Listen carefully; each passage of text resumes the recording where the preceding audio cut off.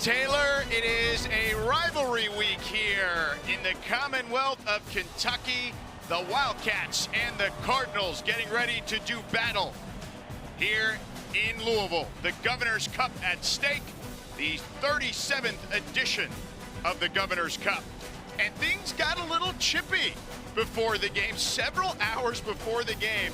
A couple of scuffles already in warm-ups. And welcome inside L&N Federal Credit Union Stadium alongside Super Bowl champion and Virginia Cavalier Rodney McLeod. I'm George Sedano. Victoria Arlen will join us in just a second. Rod, you've been part of these rivalry games. This one, as we saw, already got chippy. What is it like to be in a situation like this? It's a prideful game. It's rivalry week.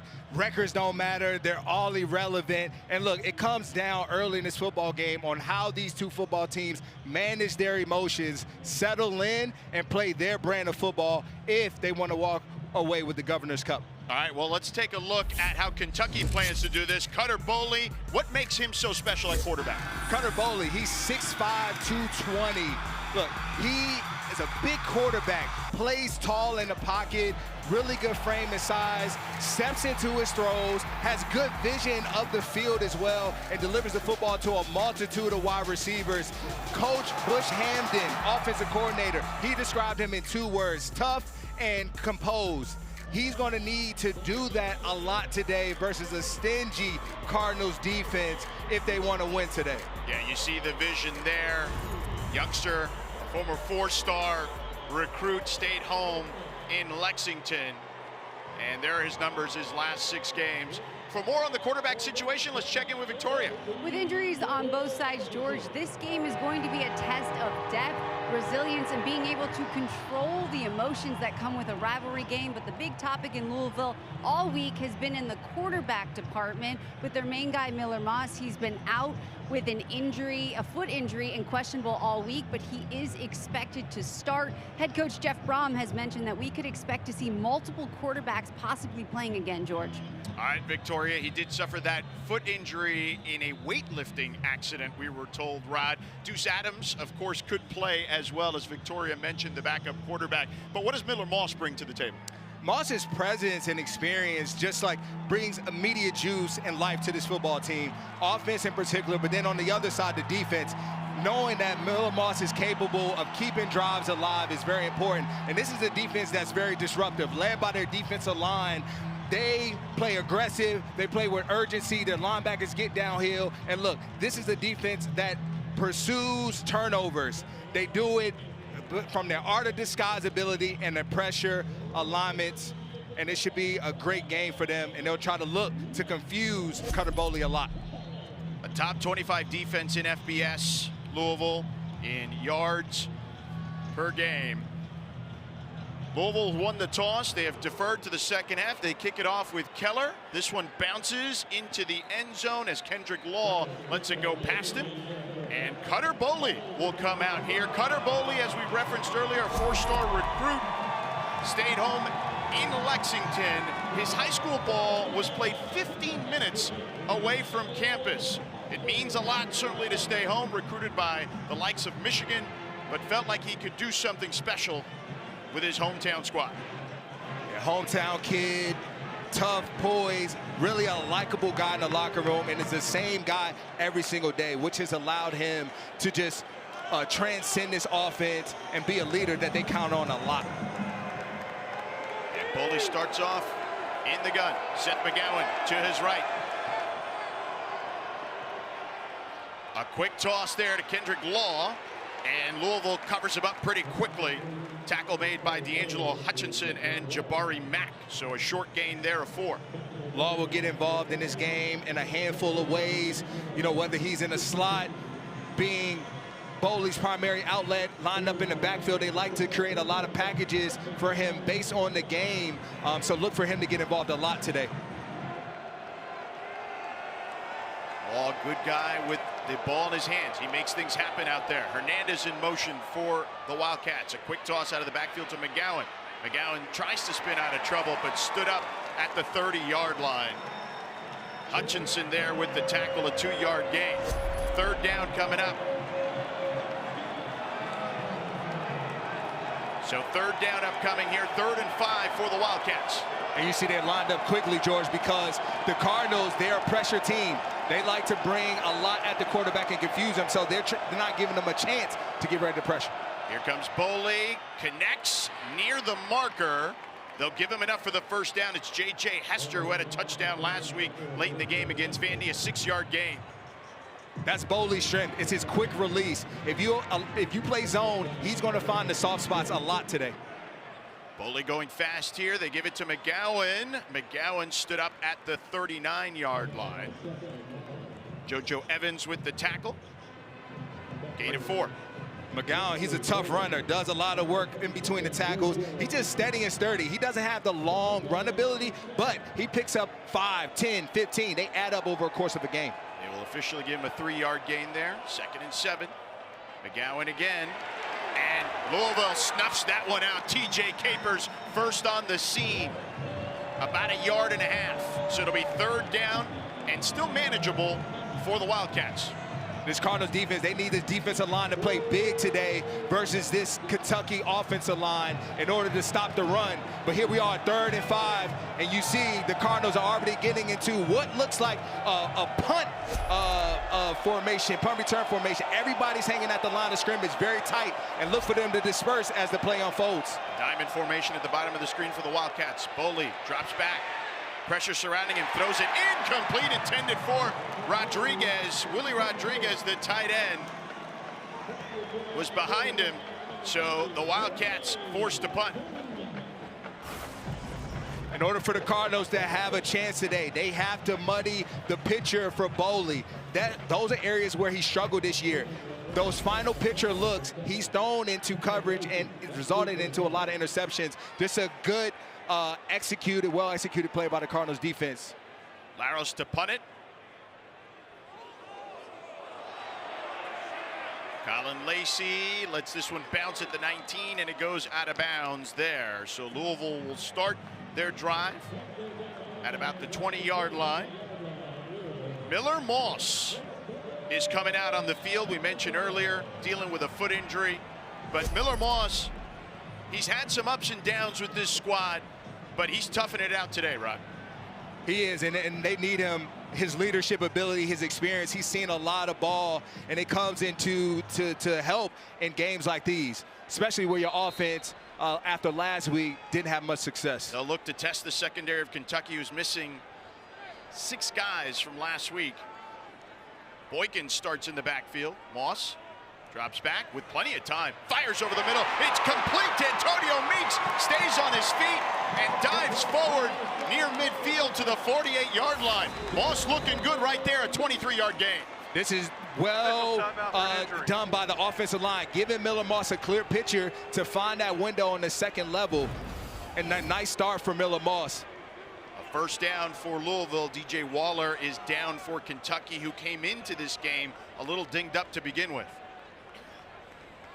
Waller on his feet, the junior from Youngstown, Ohio, a transfer from Michigan.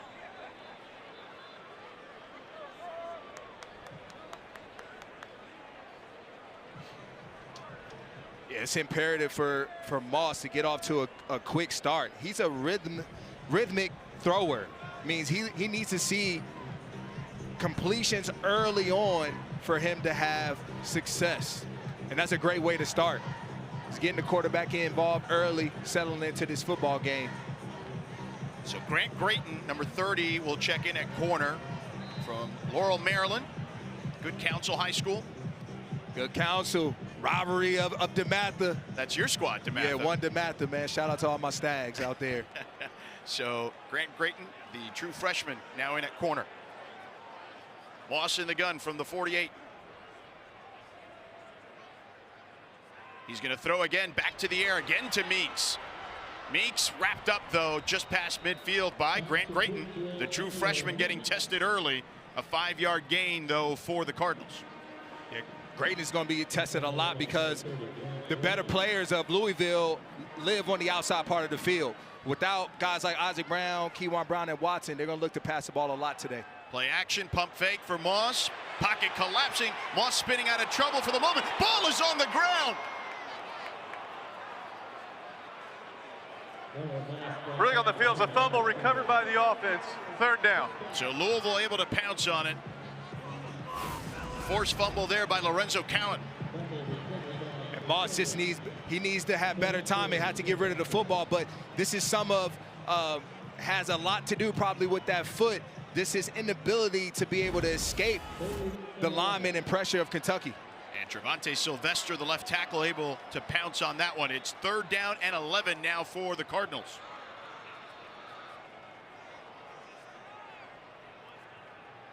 Moss dropping back under pressure again, avoids one defender, throws on the run, incomplete towards the sideline.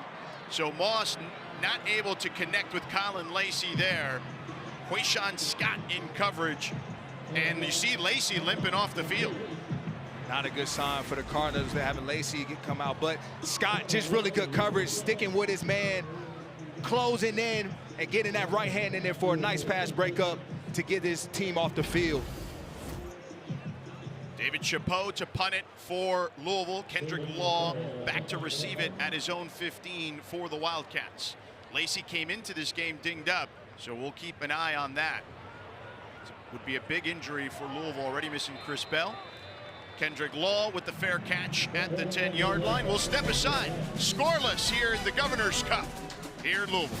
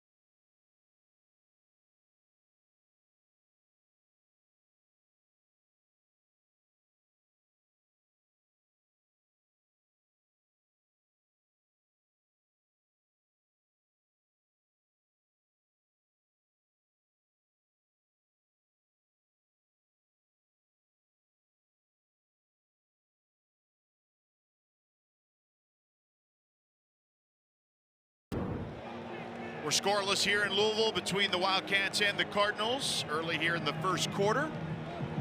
Fans fired up. Mark Stoops' 13th season, 72-79 record, 5-5 against his rival here in state in the Commonwealth. Had made 8 straight bowl appearances prior to last season. He's had a successful run here at Kentucky. Dowdell with a big run up the middle. He gets some good yardage there. JoJo Evans with the tackle. Here's a season summary for Kentucky. Started off 2-1, and they lost 4 games, have won 3 out of 4 here heading into this one. Lost last week against Vandy. They just really found their stride over the course of this past month. A lot has to do with the play of Cutter Boley. 6-yard run for Dowdell earlier. Boley under center.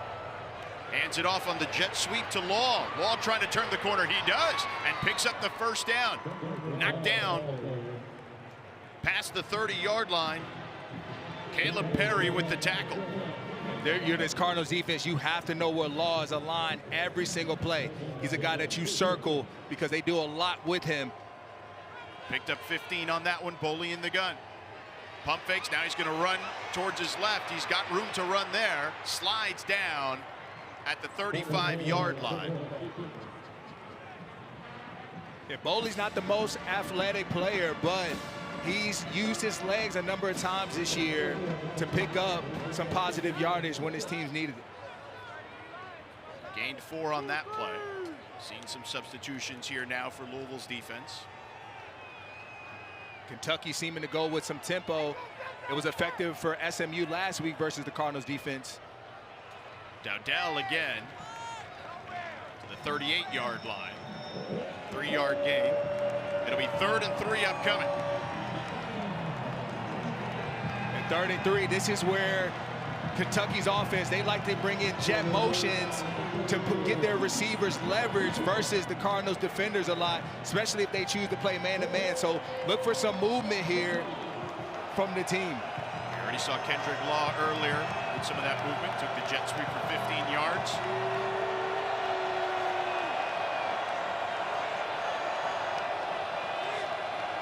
Boley in the gun.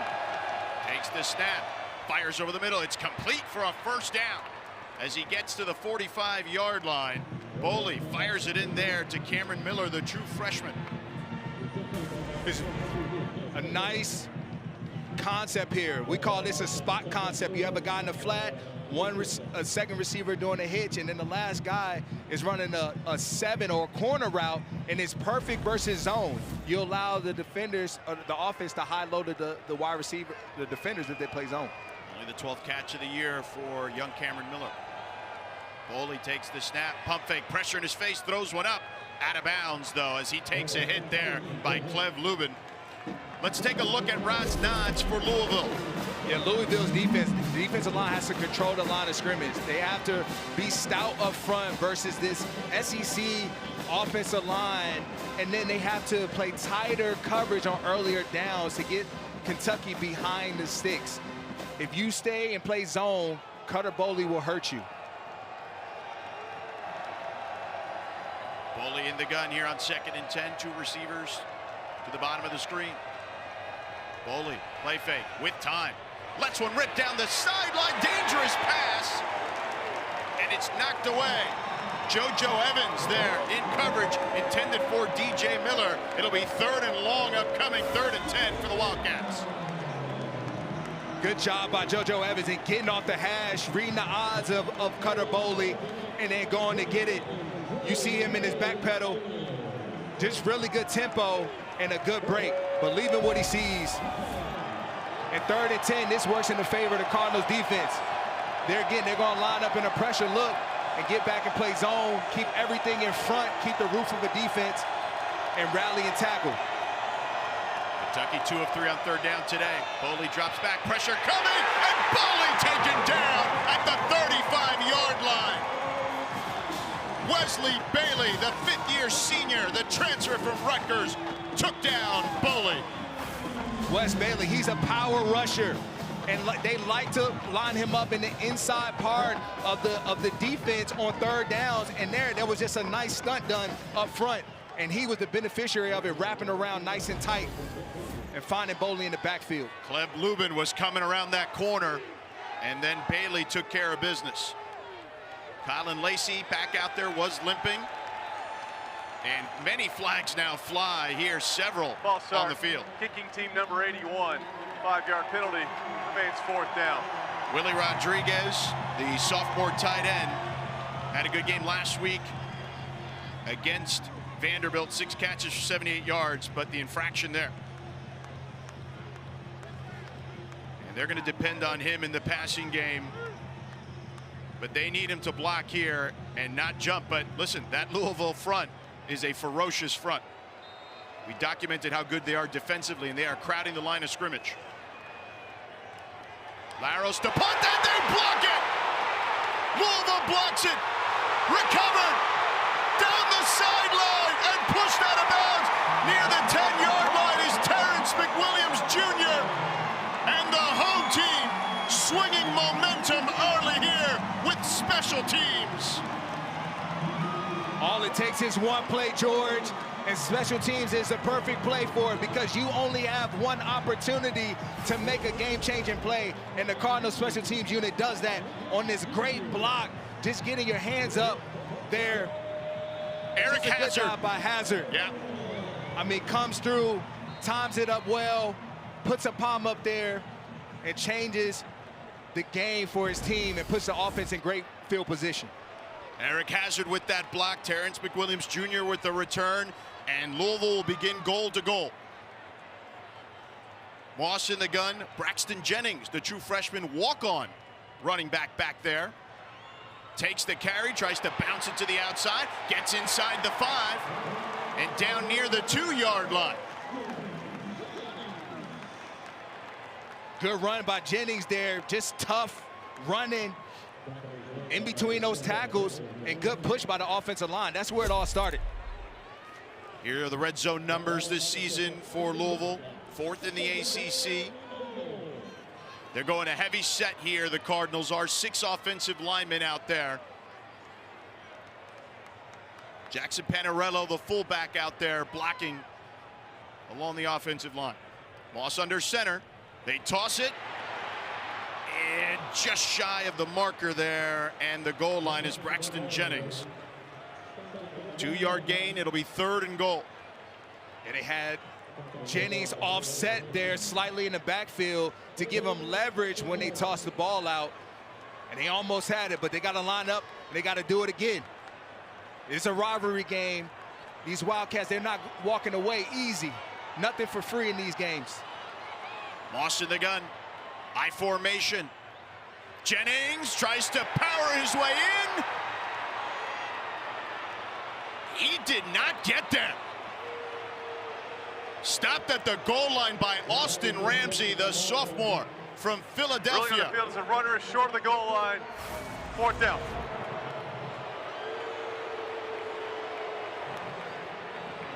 Can't tell there with that sea of humanity. Yeah. Ooh, I don't know.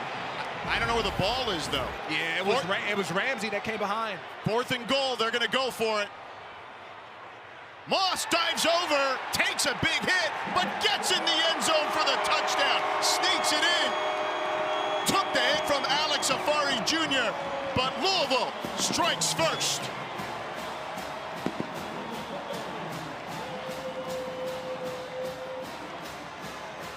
This was all created by the momentum shift of the special teams unit.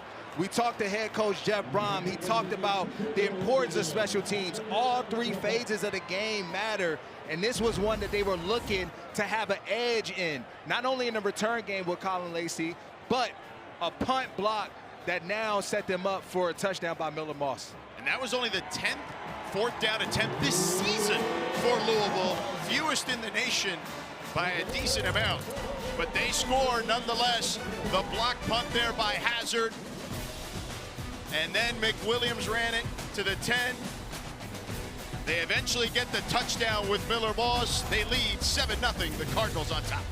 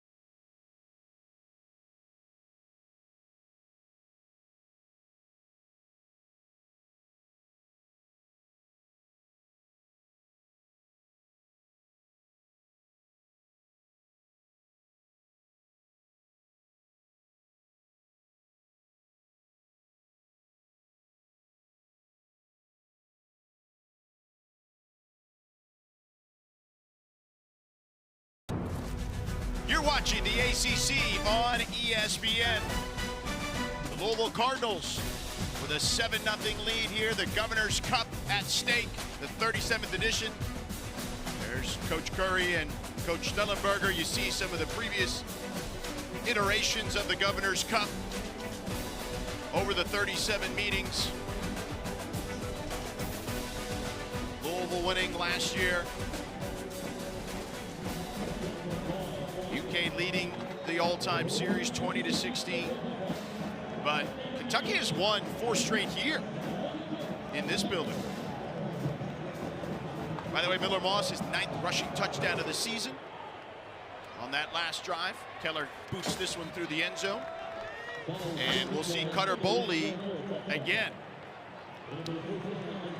And what's got the Wildcats in trouble, George, these past 2 drives have been when you put yourself in 3rd and long situations, they have to make sure that they stay ahead of the chains. The times where they've been 3rd and 5 or less, they've converted. 3rd and 8+, over. Cutter Boley, when we asked him about the rivalry, says, look, I'm a local kid. It means a lot. My first start was in this game last year. He said he grew up understanding that this game meant everything to this state. Everywhere you go, it's red or blue. Boley in the gun.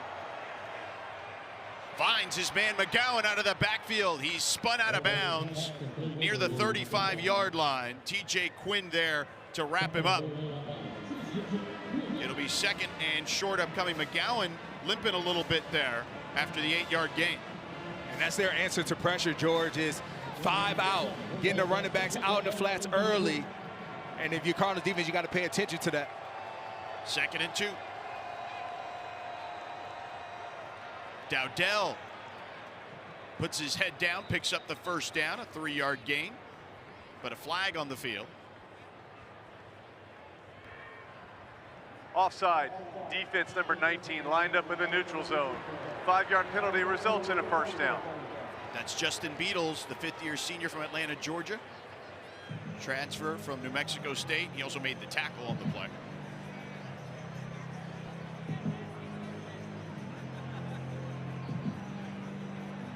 When you look at this Kentucky offense, it's been a work in progress, certainly. They have struggled on the road, only scoring 13.5 points per game. Play action for Boley. Over the middle, complete to Rodriguez, his tight end, near midfield. Gets into Louisville territory and a first down to the 47-yard line. A nice play fake by the Wildcats, and then finding their big target, Rodriguez, over the middle, right behind the linebackers. Boley drops back again with time. Dumps it off to Dowdell, breaks 1 tackle, and gets inside the 40 to the 38-yard line. It'll be 2nd down upcoming after the 9-yard gain. They're going fast. Kentucky now moving with some tempo. Dowdell, a big back, 227 pounds in the pistol formation. Dowdell straight ahead, picks up the first down as he gets inside the 35 to the 33-yard line. 5-yard gain. Dowdell, his last 3 games. It's really good contact balance, and he's one of the bigger running backs between the 2 of them. It's a load to work with. Louisville showing blitz. Here they come. Boley in trouble, throws one up for grabs. Nobody in the area, though. TJ Quinn with the pressure right up the middle. And there's the flag. Early on the field, the ball was not tipped by the defense. Intentional grounding offense. The ball be placed the spot of the foul with the loss of down. 2nd down.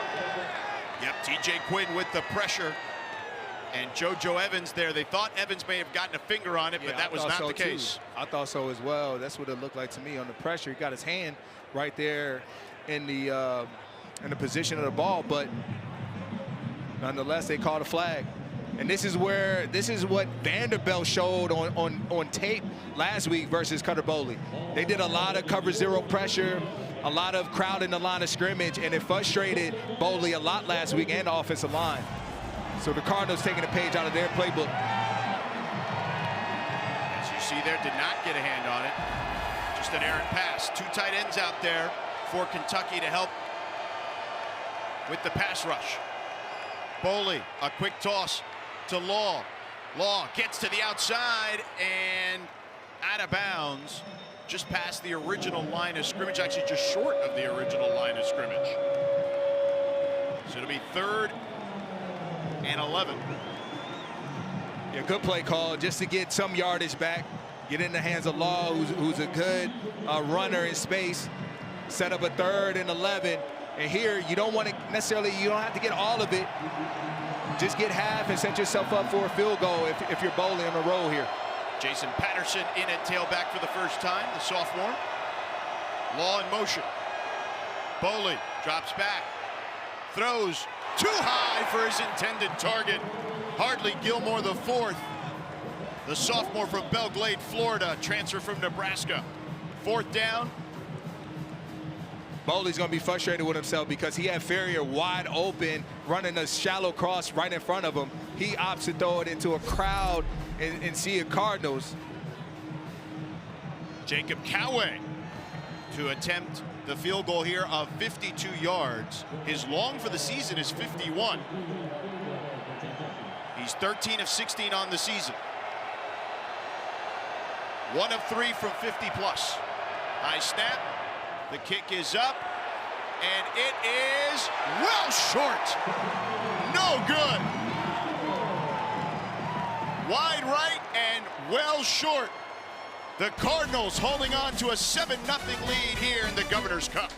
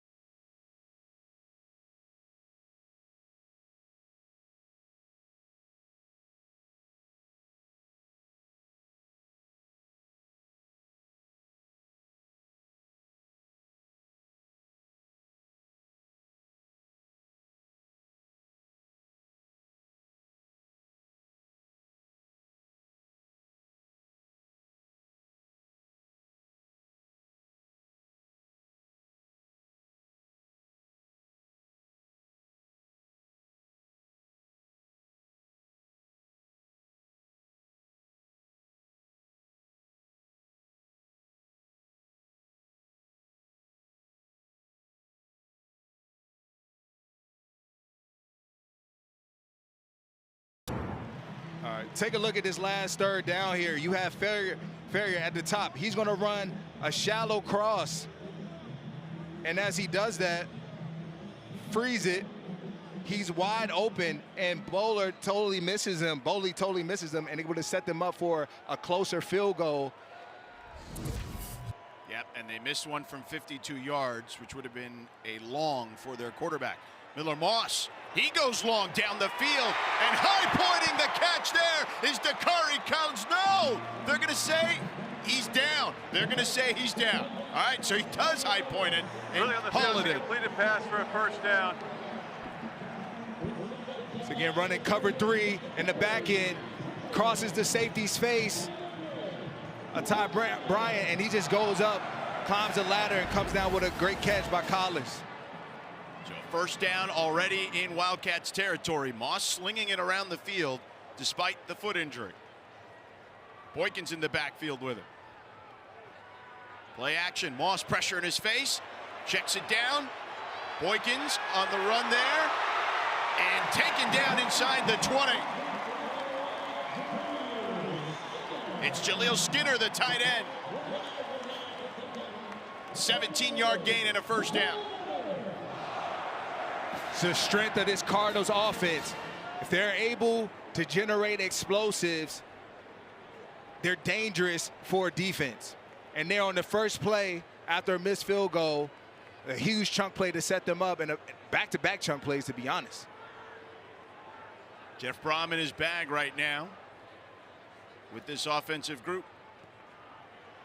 Moss on the run, has a man. It's caught there. It's Collins again inside the 5. Dakari Collins, his 13th catch of the season, a flag on the play. Ineligible receiver downfield, offense number 60. 5-yard penalty from the previous spot. Repeat first down. That's Rasheed Miller, the right tackle.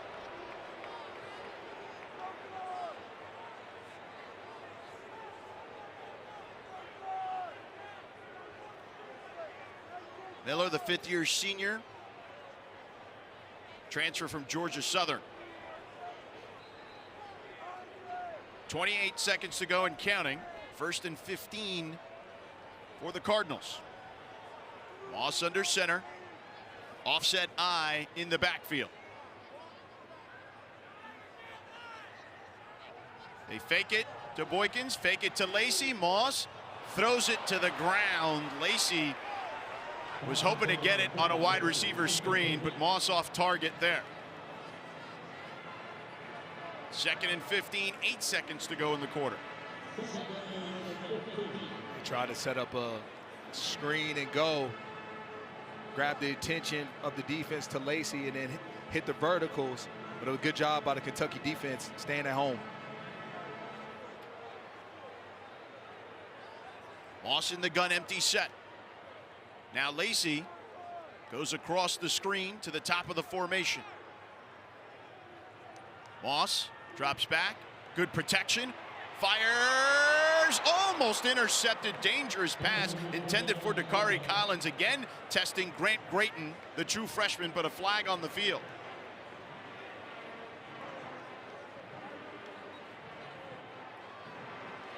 And that one against Louisville as well. Ineligible player downfield, offense number 85. The tight end was covered and it was ineligible to go downfield on a forward pass. The penalty is declined. Result of the play is a 3rd down. Nate Kariski, the redshirt junior.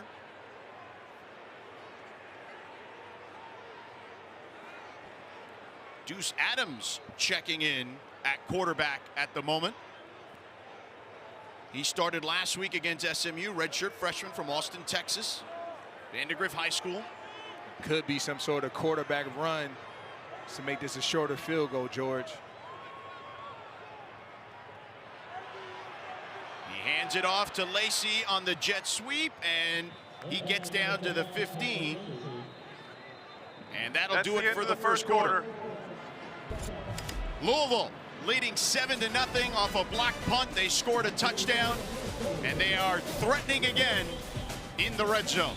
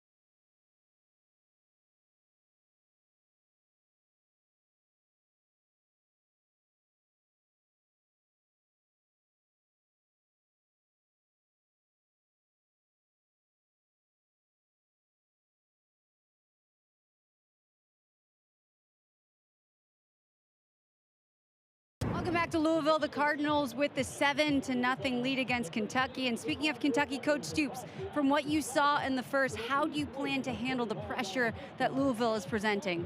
Yeah, we got to get rid of the football on one of the tips there. Didn't do a good job of picking up the A-gap blitzer with our running back. He missed them. And then they got another pressure with a three-man twist. We just got to do a better job of passing it off. And not getting in predictable pass. 3rd and long is going to be tough. Thank you, Coach. Okay, thank you. All right, Victoria Cooper-Ranvier with the field goal. 34-yarder is good. So Louisville capitalizing the early 10-0 lead. Rod, what did you make of what Coach Stoops had to say? Everything he's saying is accurate. And I think on the defensive side of things, what they need to do is eliminate the Cardinals' ability to get chunk plays and explosives. The reason why they've been so stingy on defense and had a lot of success over the course of this past month has a lot to do with their ability to not allow those sort of plays to take place. Keep things in front of them, allow teams to drive down the field. You know, I talked about it, Roz, not long drives is their recipe and where they want the Cardinals to live. Yeah, those explosives in the passing game have hurt them all season long. They're giving up nearly 13 yards a catch, second worst in the SEC. Hey, rivalry weekend continues on ACC Network. Coming up next, 3:30 Eastern, Duke hosting Wake Forest. And then, of course, staying on Tobacco Road, North Carolina at NC State at 7:30 Eastern. Both games also available on the all-new ESPN app. Bill Belichick versus Dave Dorn in the nightcap. You got Manny Diaz versus Jake Dickert. All Carolina after us. Keller with the boot here as the Cardinals leading 10-0. Returned there by Law. Right up the middle. Finds a seam. Flags on the field and taken down past the 35-yard line by Nick Keller, the kicker. But we'll see what the laundry's about. There's 2 flags on the field. During the return, holding return team number 53. The penalty's half the distance from the spot of the foul. First down, Kentucky. That's Abaselm.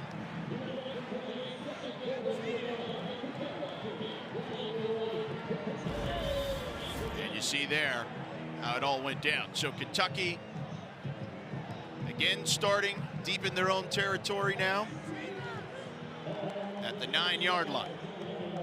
Making it difficult on themselves, and the minute you thought they would have a good special teams play of their own by Law, costly penalty, backs him up, and now they have to go 90. Jason Patterson in the backfield now. In the pistol formation, 2 tight ends out there for Boley. Patterson testing the right side. Tries to turn the corner, doesn't get much on that one as D'Angelo Hutchinson was able to chase him down. 3-yard gain. They have to continue to establish their run game. You know, Kentucky, they like a good balance between run and pass.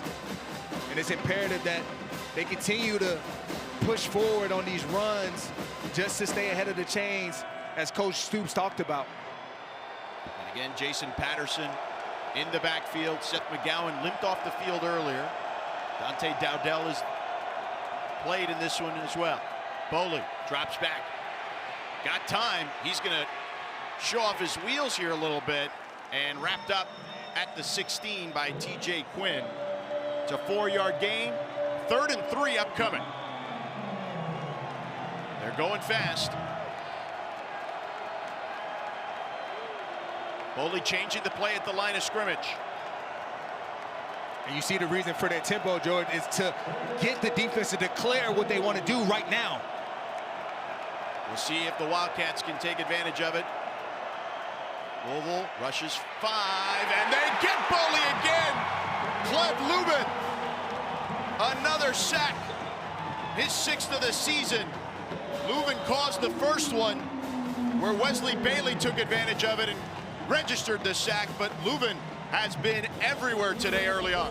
This defensive line is disruptive as disruptive gets, and there Lubin, he's just doing a nice long arm, walking the tackle back, and then falling right into the lap of Boley for a sack. Aiden Laros to punt it. Again, we have a new long snapper here. Laros punts it. Lacey retreating, fields it inside his 30. He's going to run for it. Makes one man miss, cuts back inside, flag on the field, headed towards the outside and out of bounds in Wildcat territory, but 2 flags on the field, one at the 32 and another near midfield. A 58-yard punt, 23-yard return. We'll see what the flag is about. Our referee today, Jason Autry. Could be a block in the back. Yeah, right there, we saw it. That looked to be Raymond Mosby. But there are 2 flags on the field. Still conferencing. Jason Autry with his crew.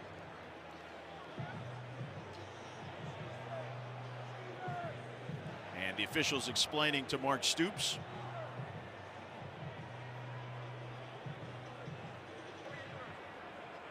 There are multiple fouls by the receiving team. Personal foul, unnecessary roughness, receiving team number 40. That penalty is declined. During the return, illegal block in the back, return team number 30. The penalty is 10 yards from the spot of the foul. First down for Louisville at that spot. Timeout. So Eric Hazard with the personal foul. That one's waved off. But Raymond Mosby with the block in the back. 10-0 Louisville.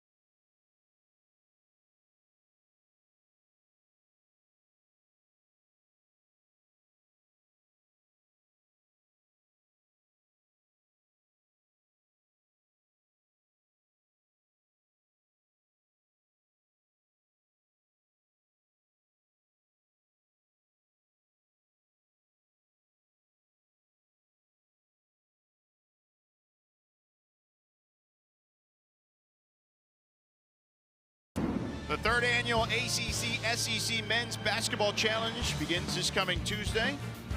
Doubleheader begins with Oklahoma and Wake Forest, followed by Georgia and Florida State. Then on Wednesday, LSU and BC, Mississippi State at Georgia Tech in Atlanta.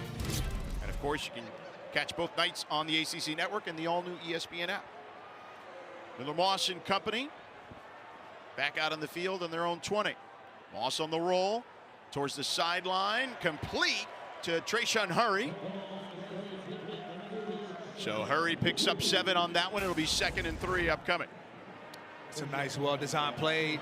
First down, soft zone outside.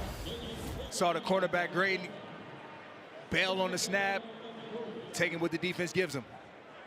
Moss looks good out there thus far. Braxton Jennings, the walk-on freshman. at tailback. So many injuries to the tailback position for Louisville. Here's Jennings, gets to the 30, should have enough for the first down. No decision yet. They're going to say he's just. Are they going to give him the first down? We have not decided yet. They have not moved the chains, and now they will move the chains finally.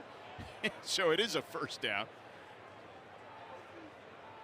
I know it's cold out there, but everyone needs to stay moving if it's cold. So even the chain gang. Hands off to Jennings again. Jennings gets down to the 5. Gerard Smith with the tackle. Let's check in on Rod's nods here for the defense for Kentucky. As I mentioned earlier, George, Kentucky wants to force the Cardinals into long drives. Don't give up the chunk plays, and then tackling well on the perimeter. The ball is going to be outside a lot, giving the chance to their skill players, so they have to make sure that they hold up well. Chris Hughes in the backfield. He flares out. Moss stepping up in the pocket. He's going to tuck it and run. That foot injury, remember, he's dealing with. He gets the first down, and he is toughing this one out, man, to try to get the victory here. A 13-yard gain. Yeah, limping and all, George. Moss putting it all on the line. That's what you want to see from your quarterback and your leader of your football team.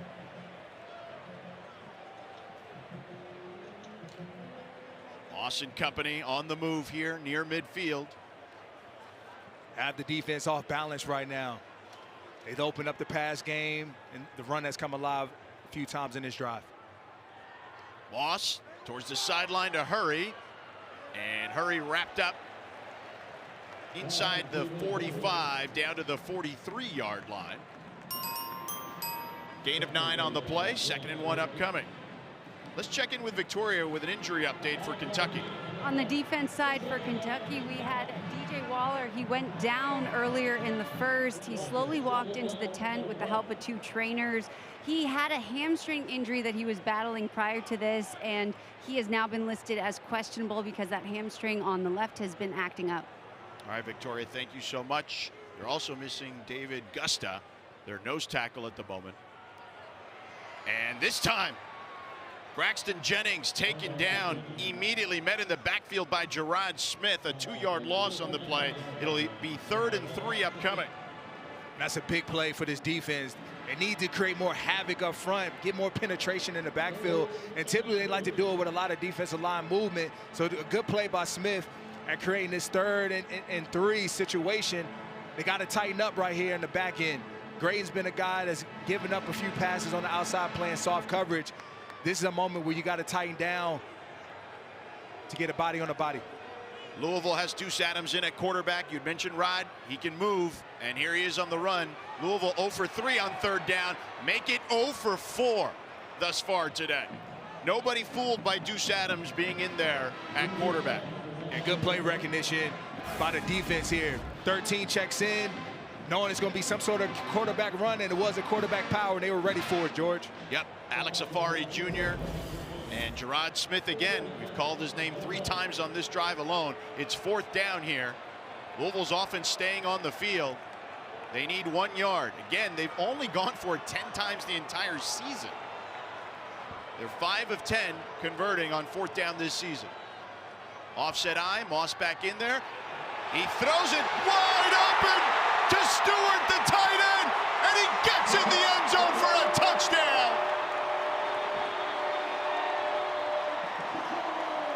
Jacob Stewart, the 5th-year senior. They told us seldomly used, but could get in there today. His 4th catch of the season. This one, his first touchdown of the season. Yeah, I was going to say it, George. This is the area where they like to use that play fake, and it works to perfection. And you see Moss showing the action of the run, and then Stewart wide open in the back end. The entire Kentucky defense laying out for the run game, and they forgot about Set the Stewart. play clock to 25 seconds. It'll start on the ready for play. You got to feel good for a guy on senior day like that, Jacob Stewart, getting that touchdown. Those are the hardest normally to catch when you're wide open and the ball is taking forever to get to you. but good job by the concentration by Stewart to catch it and then get in the end zone. Ranvier, the extra point is up and good. A 43-yard score. Moss's first touchdown pass since week 10 at Virginia Tech. Gets it to Jacob Stewart. Miller Moss and company rolling right now, up 17-0.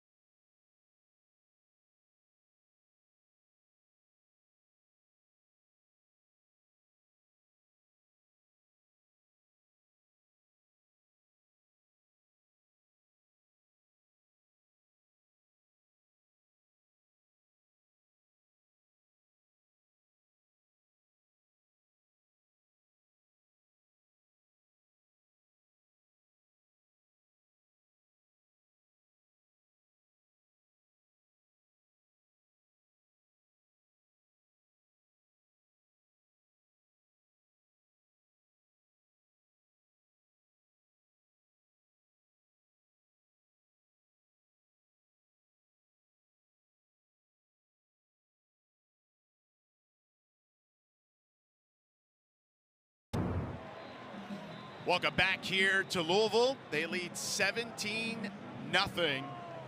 And a big strike, a 43-yard touchdown connection, Rod. Yeah, the linebacker Watson has Jacob Stewart in coverage, and you see just not keeping his eyes on his luggage, and instead Stewart ends up wide open. Just eyes in the backfield and not on your coverage is a recipe for disaster every single time. You can also see Cedric Wirtz there, the true freshman from Dayton, Ohio, ran into the official, which didn't help either. And Miller Moss, 7 of 10, 133 yards, 1 passing touchdown, 1 rushing touchdown, averaging 19 yards per completion, and they've scored on all 3 drives here to start this one. They kick it off. Law will field it. And Law taken down just past the 20 to the 21-yard line. Cutter Boley will come out again. Boley, again, a 4-star recruit, stayed home. Bush Hamden, the offensive coordinator who spent some time as a QB coach in the NFL, told us, Rod, he's a NFL-type prospect, still very young, though, at this stage of his career in college. And he's done well for them, George. You know, like I said earlier, he has all of the intangibles, but also the size and stature to be a good quarterback.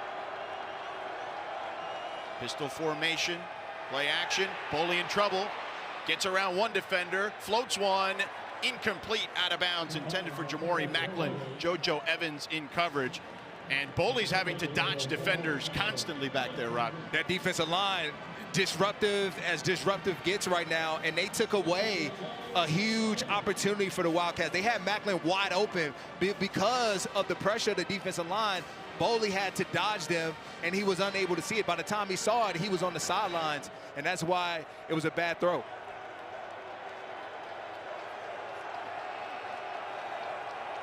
Pistol formation again on 2nd and 10 for the Wildcats. They hand it off, straight ahead. It's Dante Dowdell. TJ Quinn with the tackle after a gain of 3. Let's check in with Victoria quickly. All right, I got 2 injury updates for Kentucky. We had Seth McGowan. He is dealing with a groin injury. He is questionable right now. That's number 3. And then We had David Gusta, number 60. He has a right calf injury that he is dealing with currently. He's been limping on the sidelines.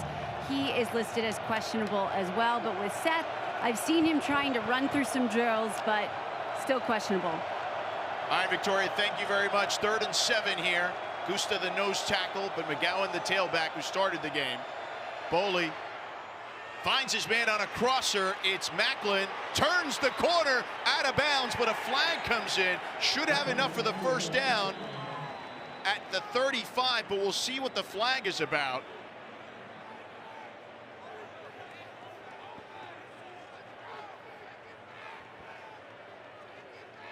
During the run, holding, offense, 10-yard penalty from the spot of the foul. Repeat, 3rd down. Wow, and that one is a crusher for the Wildcats. Costly penalty by one of your best players in Law. And again, I know he's trying hard. He sees his receiver get the ball in space, and he knows how much this first down means to him. But there you see Law just has his arms on the outside pad of Mac up on the shoulder pads, and that's going to be a flag, you know, every single time.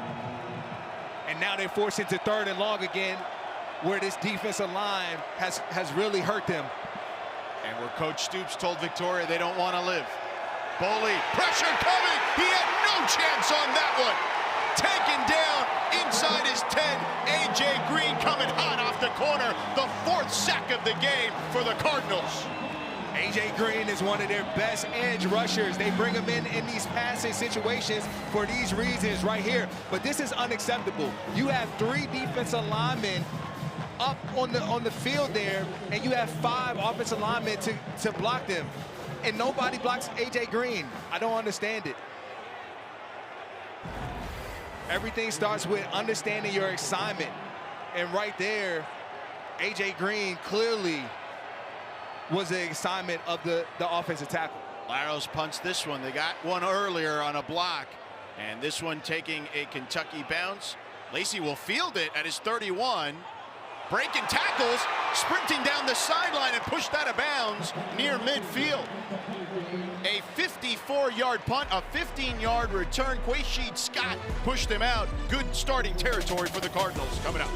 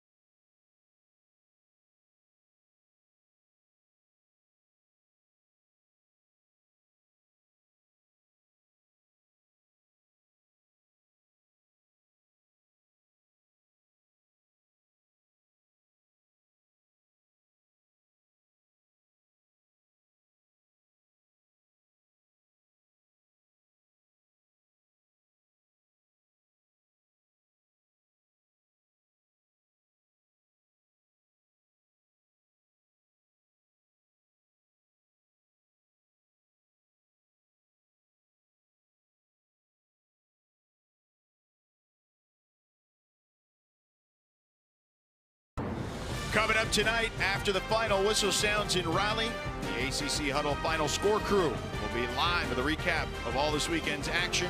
That's coming up tonight after North Carolina NC State on ACC Network and the all-new ESPN app. Louisville in control here at home in the Governor's Cup. Miller Moss dealing with a foot injury, didn't play last week against SMU. Off to a good start here with the Cardinals. Play action. Moss, pressure in his face, throws, almost intercepted. Davron Rayner had it in his hands, but could not haul it in. You could see him in disbelief. Moss dodges a bullet there. Rayner's one of the better athletes that they have at this second level, and he does a perfect job at just reading the eyes of Miller Moss, getting right into the window, just had to secure the bag. And I know that's going to haunt him later on in this football game.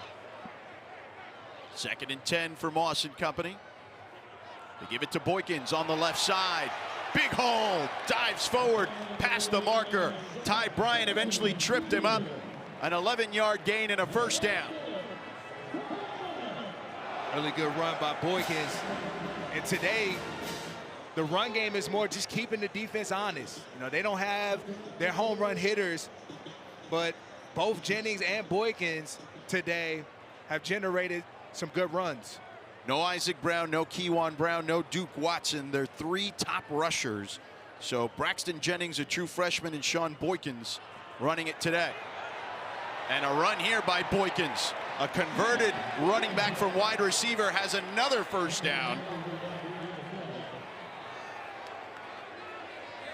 Cam Dooley with a big hit. We'll see what the flag is about. Personal foul, targeting, defense number 18. The previous players under video review. And that is Dooley, the sophomore from Alabama.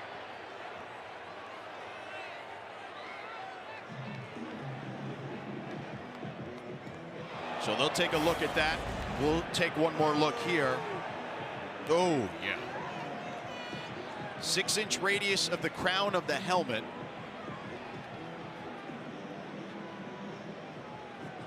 Does make helmet-to-helmet contact, but the 6-inch radius around the crown of the helmet is the definition of targeting. He does lead with his head.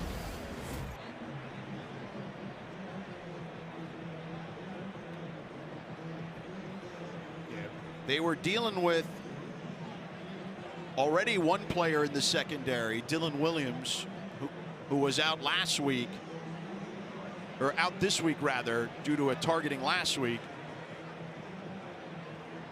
And already thin in the secondary. We touched upon it to begin the broadcast. 6 guys down in the secondary for Kentucky. It's hard to overcome.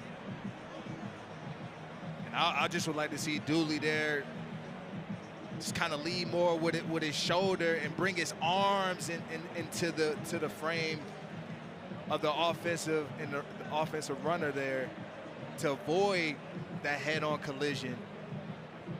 Just the technical side of things. We put him in a poor position. We see what the review crew is looking at. They are looking to see if it is indeed the crown of the helmet or that 6-inch radius that I referred to earlier. It was called targeting on the field. Again, they need indisputable evidence to the contrary to overturn. If not, it will be upheld.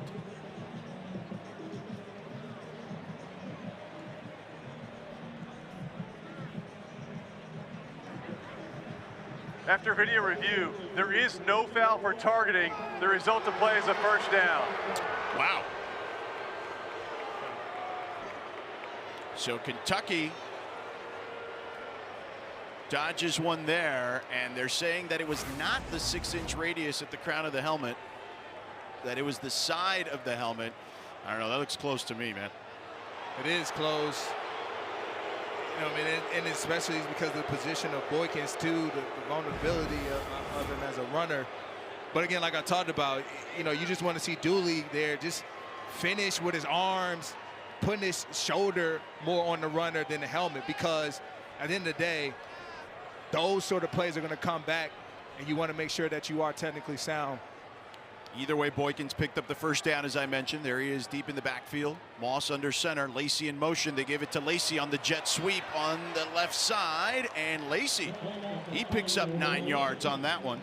Colin Lacey, kind of a do-it-all receiver.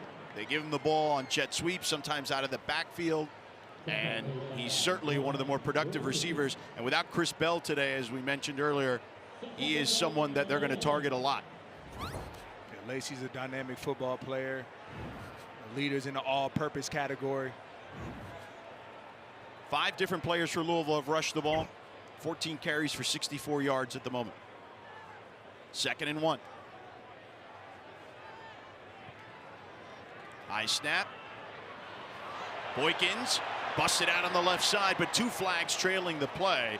He'll have the first down, but we'll see what the infractions are.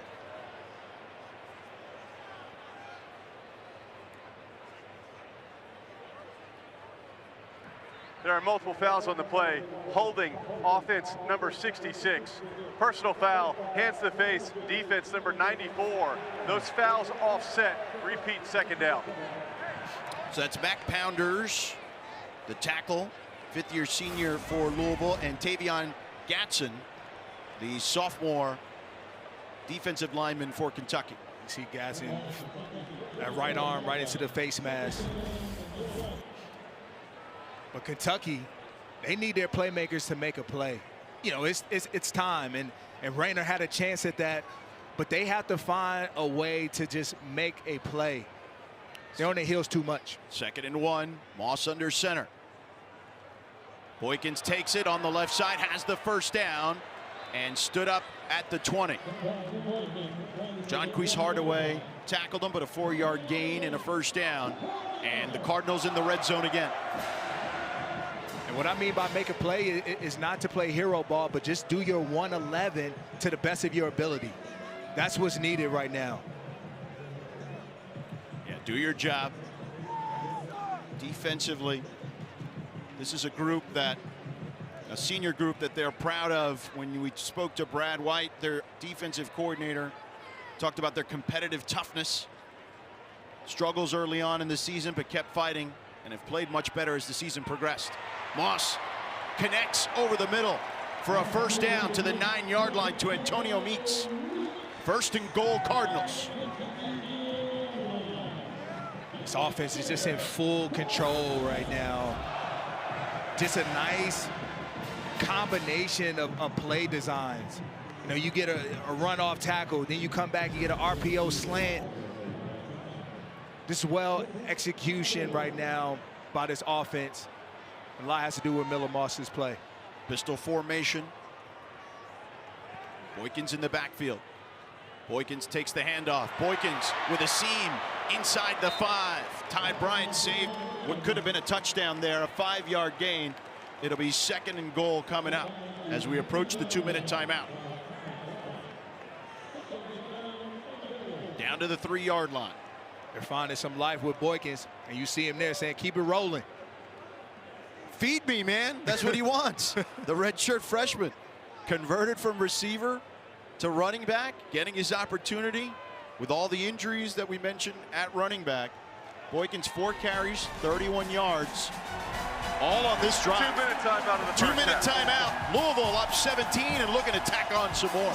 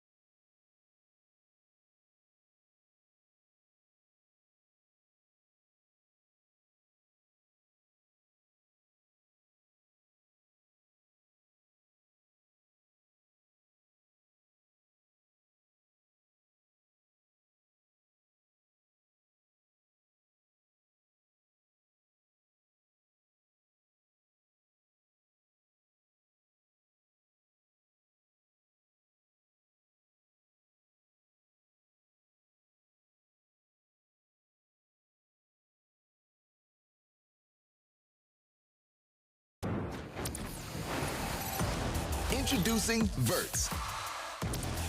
Swipe for news and highlights. Now available on the ESPN app. Make sure you get the ESPN app. A day like today is a fantastic time for that. You can watch up to 4 games at once. This one here, Louisville in command, 17-0 coming out of the 2-minute timeout. It'll be 2nd and goal from the 3 as they look to take an even more commanding lead here in the Governor's Cup. Pistol formation for Moss. Boykins behind him. Boykins this time met immediately. A loss on the play. Mykese Humphrey-Grace was first there, a 3-yard loss. 3rd down and goal from the 6. Kentucky has called their first charge timeout of the half. It's 30 seconds in length. Please reset the game clock to 1 minute by 54 Kentucky. seconds. 1:54. Thank you. Mark Stoops wants to talk this thing over, and also as they have 2 left, we'll have an opportunity to try to put up some points on the other side here. A field goal is a win, certainly, if you're the Wildcats. Field goal or turnover. I saw Stoops is saying it, but he also is telling his defensive linemen to be smart. You know, emotions are running high, and there was a lot of jawing and talking after that play, and you would hate to see such a positive play get wiped away by just extracurriculars that are unnecessary at this point. You know, do your job in between the whistle. That's what matters right now. You know, you got to get yourself back in this football game, and so this 3rd down is very critical. You have to be stingy. I don't expect the Louisville offense to run the football here. I expect them to put it in the hands of Miller Moss and try to create a man-to-man situation, pick route or something to free up a wide receiver. They're 0 for 4 on 3rd downs thus far today, despite the 17-0 lead. They've amassed 128 total yards this quarter. Moss being chased, flushed out, smartly throws it away. Alex Afari Jr. with the pressure on Moss. Again, Moss hampered by a foot injury. Run of the field, as number 3 was in the area. Incomplete pass. 4th down. And that was Dakari Collins, who was near the football. So 4th and goal. The kick unit is out. Cooper Ranvier attempting his 2nd field goal of the day. Smart play by Afari. There, just to mirror the hand. Don't do anything stupid or foolish to hurt your team. A 24-yard attempt.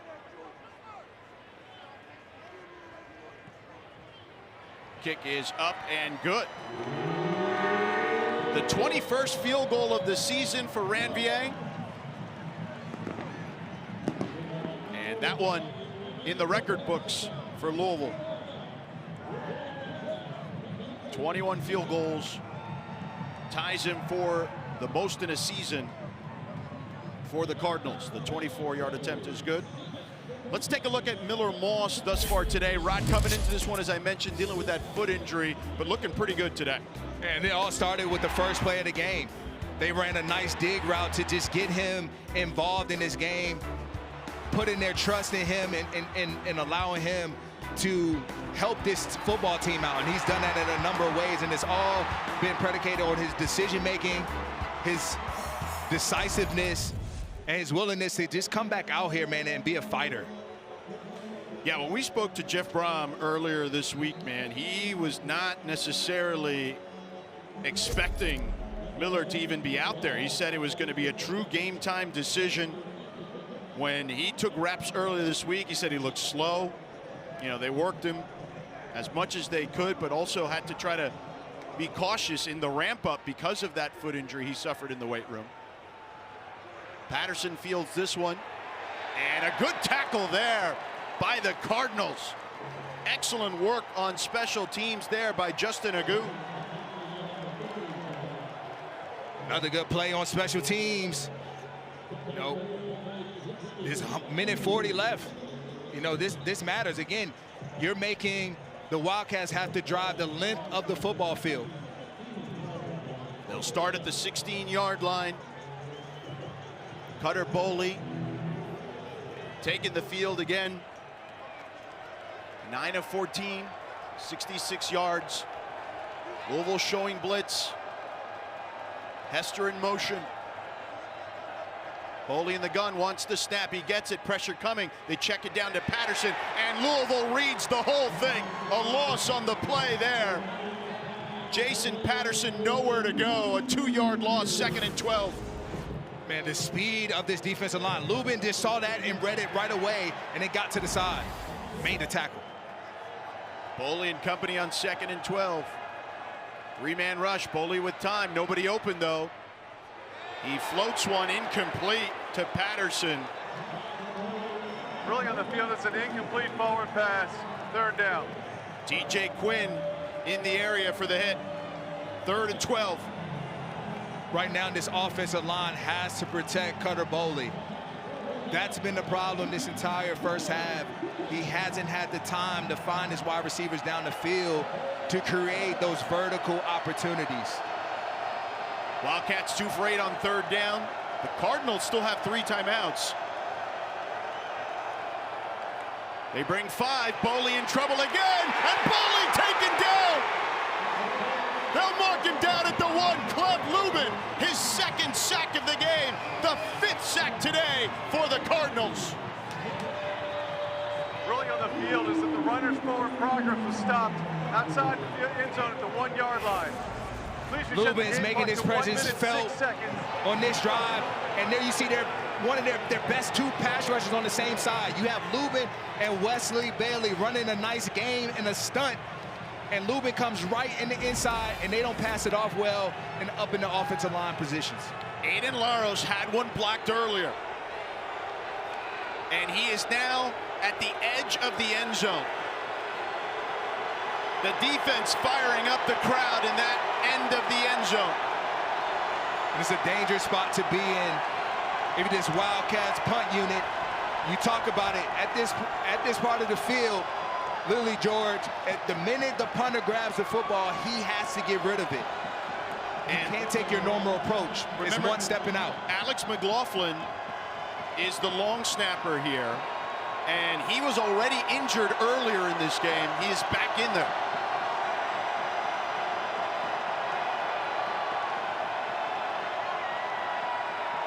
Here comes Louisville, and Laros gets it off.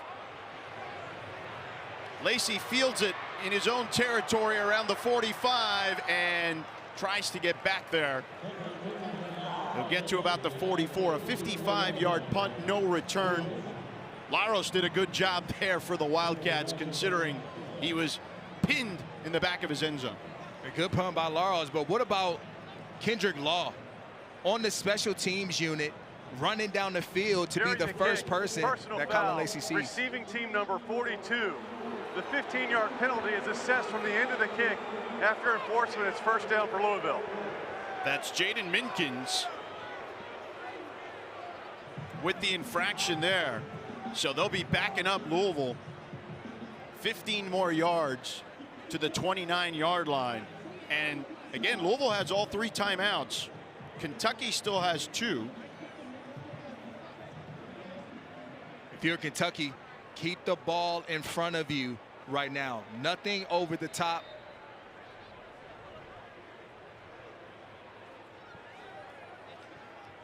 Moss is in the gun.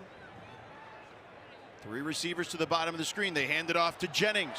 Jennings with a hole and a burst here. Staying on his feet, breaking tackles, getting into Wildcat territory to the 49. A 1st down for the walk-on, Braxton Jennings.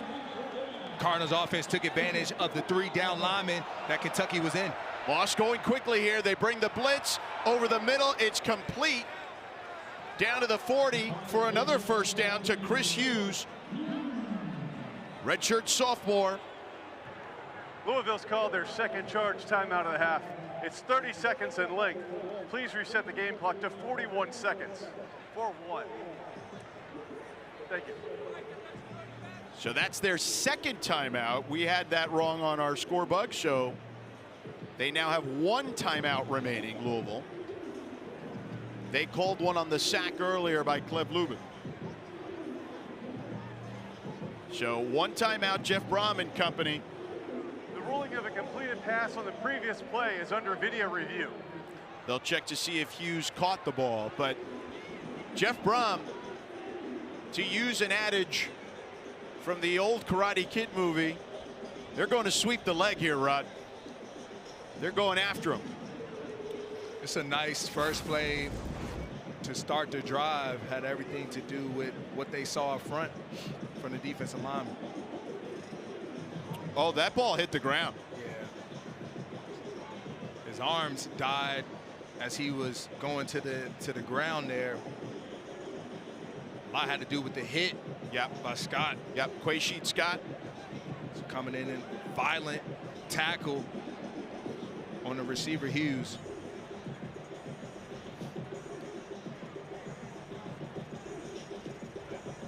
The Cardinals today just taking what the defense gives them, and they've executed well. You know, like I said, the first play of this drive was a run play. Everybody's probably wondering why, but it had a lot to do with the Wildcats only having 3 down linemen. You like those odds. Picked up a nice game because of it. Here's one more look.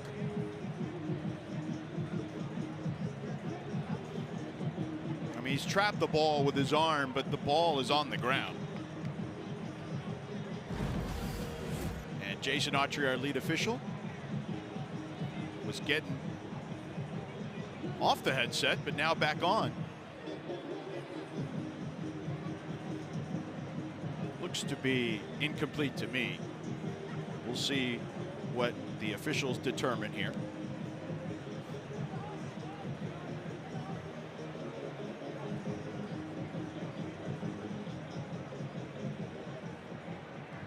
After video review, the ruling is an incomplete pass. The ball will be sent down to the 49-yard line. Louisville has not charged a timeout. Second down. So there you have it. So back to the 49-yard line. Still within striking distance, 41 seconds to go. Yeah, plenty of time to walk away here with some sort of points, whether field goal or touchdown.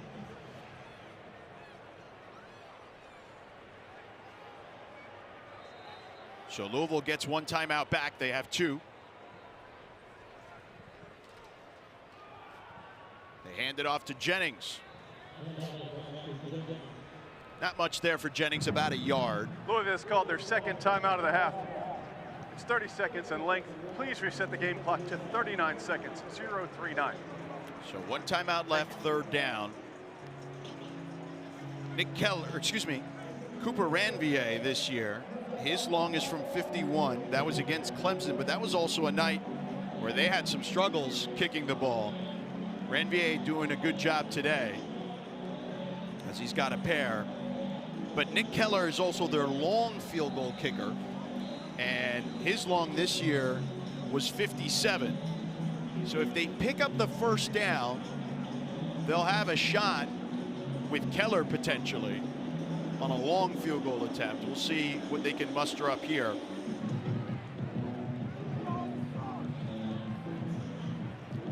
And if you're Kentucky, you have to play just a little tighter right now. Challenge these receivers. We see out there you have 3 receivers and a tight end for Louisville. Moss, good protection, throws it complete to Trayshawn Hurry. He's got the first down as he's inside the 35, down to the 31-yard line. They're going to try to spike this thing to stop the clock. And they do. 31 seconds left. They have 1 timeout. It'll be 2nd down and 10 upcoming for Louisville. They're already in field goal range for either kicker. And Hardaway, they were playing 2-man, which means he had safety help over the top. And as a cornerback, you're supposed to deny all inside breaking and low routes, and he allowed Hurry to get inside of. Trayshawn Hurry, the transfer from San Jose State. And Louisville converted its first third down of the day. Moss avoiding tacklers. Now he's going to tuck it and run.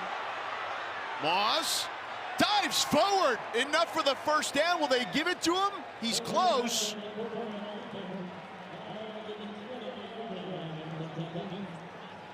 They're still trying to determine it. He did stop the Ruling clock. on the field is a forward fumble out of bounds. By rule, the clock will start on the ready for play. I did Please not see reset that the initially. clock. Ball the game was clock to 20 seconds. swiped out from Louisville's called behind. the third and final timeout of the half. So Dangerous play by Moss. Mike's Humphrey Grace chased him down. Moss, again, as we've documented here, dealing with a foot injury and was chased down. I mean, listen, I give him credit for just trying to pick up the first down. Yeah, gutsy play, but don't put the ball in harm's way because of it. He's very fortunate that ball ended up out of bounds. You got to have two hands on it right there as you're getting closer, right? Correct, absolutely. And at that point, you know, you gotta tuck it, get two arms around the football.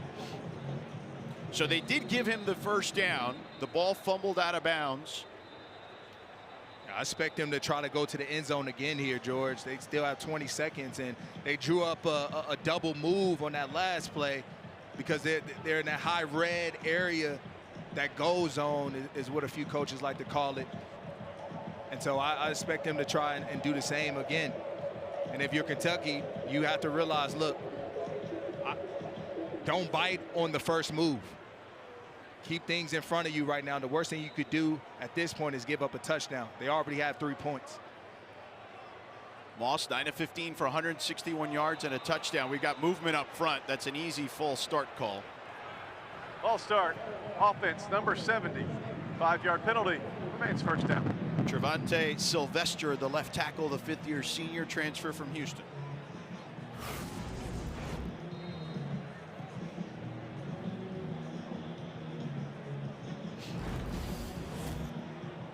But to your point earlier, Rod, as they break the huddle, Moss averaging nearly 18 yards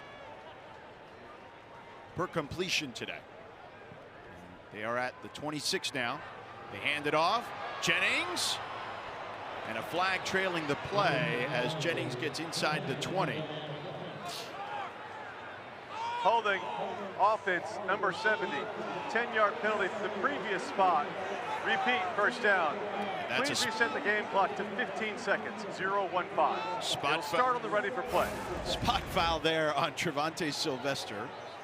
We appreciate the explanation by Jason Autry and the thoroughness of it. So back-to-back penalties on Sylvester. Too many penalties for Sylvester today in this first half. And they're going to try the field goal here with Ranvier. A 54-yard attempt. This would be a career long for Ranvier. It's an opportunity for the Wildcats to block this field goal. Time is ticking. 5 seconds. And they're going to let the time expire here. A strange tactic. That's the end of the first half. Why not? They didn't draw it up that way. They didn't draw it up that way, George. Yeah. They were supposed to absolutely hike the football. I think it was all about managing the clock. So they're supposed to let that clock bleed and then hike it so that there's zero time on the clock. Victoria, let's check in with her. She may have something down there about this. Yeah, guys, the wind increased very quickly just as he was lining up to kick, and it was a significant gust that actually blew over the kicking 10. So maybe that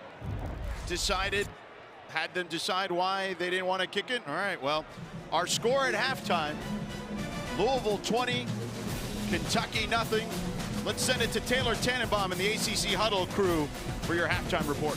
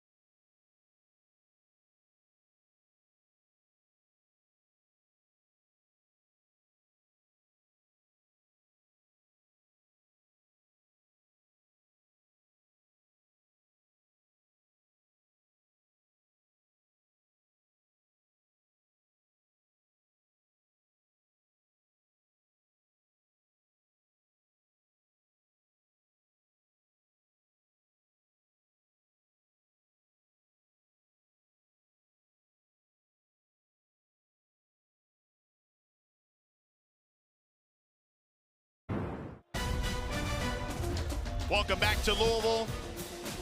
The home team, the Cardinals, with a 20-0 lead thanks to Miller Moss and company.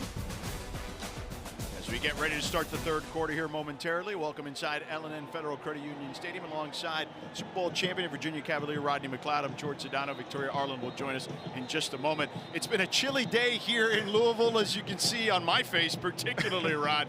But it's time to get into how Louisville has been able to dominate. Is It In You? Brought to you by Gatorade. How has Louisville been so dominant? They've been playing complementary football, and it started off with this punt block at the start of the game. Each phase has shown up and made their impact felt and presence felt on this football game. And then offensively, the presence of Miller Moss has really changed the outlook of this unit, and he's hit receivers in stride. He's found his rhythm. And then on the defensive side of the ball, I mean, everything has been defensive line production, not allowing Cutter Boley to get started today, and it's a huge reason why they're leading this football game. And you see the numbers tilted very much in Louisville's favor there. In that second quarter alone, Louisville amassed 191 total yards. Kentucky, -7 in the second quarter. And the Kentucky offensive line has not held up for Cutter Boley today. Aiden Laros, the punter, will kick it off to start the second half. Colin Lacey, the deep man for Louisville. He lets this one go in the end zone. Let's check in with Victoria. George, you talk about it being cold up in the booth. Down here at the field, it is very cold. It has also gotten windier, but weather aside, I was speaking to Coach Brom at the half, and he told me, look, we played a decent 30 minutes, but we need to come back out, execute better, and play better. All right, Victoria. I mean, listen, the coach is always going to tell you can do something different for sure, even though they got the 20-0 lead. I think they play better than decent. Yeah, I would agree. In my opinion. Louisville has 6 straight wins when leading at half this season. We'll see if they can make that 7. An excellent run there for a first down by Sean Boykins. Again, the converted running back from wide receiver picks up 12 on that play. A defensive line of Kentucky, the edge defender decides to go inside there and to left the edge free, and Boykins found it on the outside part of the field. And just a great way to start this second half through the run game, which I didn't think they would have much of an impact today because of the loss of so many dynamic players. But Boykins and Jennings have showed up very well. And another run here up the middle. Decent chunk of change there. Good block there by Mohamed Musa. 6-yard gain for Boykins. Not a sight you want to see as a Wildcat defender. Running backs running free in the first time their touch is on the second level. Need more penetration and push from the defensive line. 2nd and 4. Again to Boykins. Test the right side. It'll be about a yard shy of the first down. It'll be 3rd and short upcoming. But to your point, Rod, Louisville missing their top 3 running backs, Isaac Brown, Kejuan Brown, and Duke Watson. So Sean Boykins, the converted wide receiver to running back, and Braxton Jennings, the walk-on, are getting the bulk of the carries today. Yeah, they're making the most of their opportunity. You never know when your number's going to get called, and today they're tasked to fill the shoes of some dynamic running backs. And they're doing that thus far. 3rd and 1, Moss under center. 3 tight ends out there. They give it to Boykins, but this time the Wildcats stuff it out for a loss on the play. A 3-yard loss. Steven Souls Jr. first there to meet Boykins.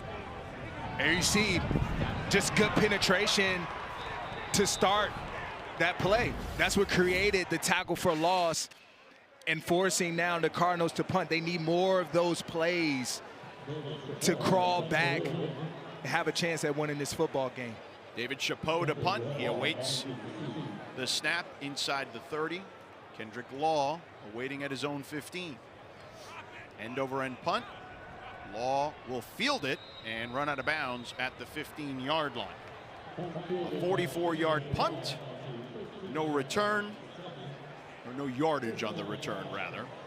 And we'll stay here, and let's see what Mark Stoops and Bush Hamden, the offensive coordinator for Kentucky, have in store for this particular offense, who struggled in the first half, as we mentioned, and in the second quarter particularly, -7 yards in that second quarter.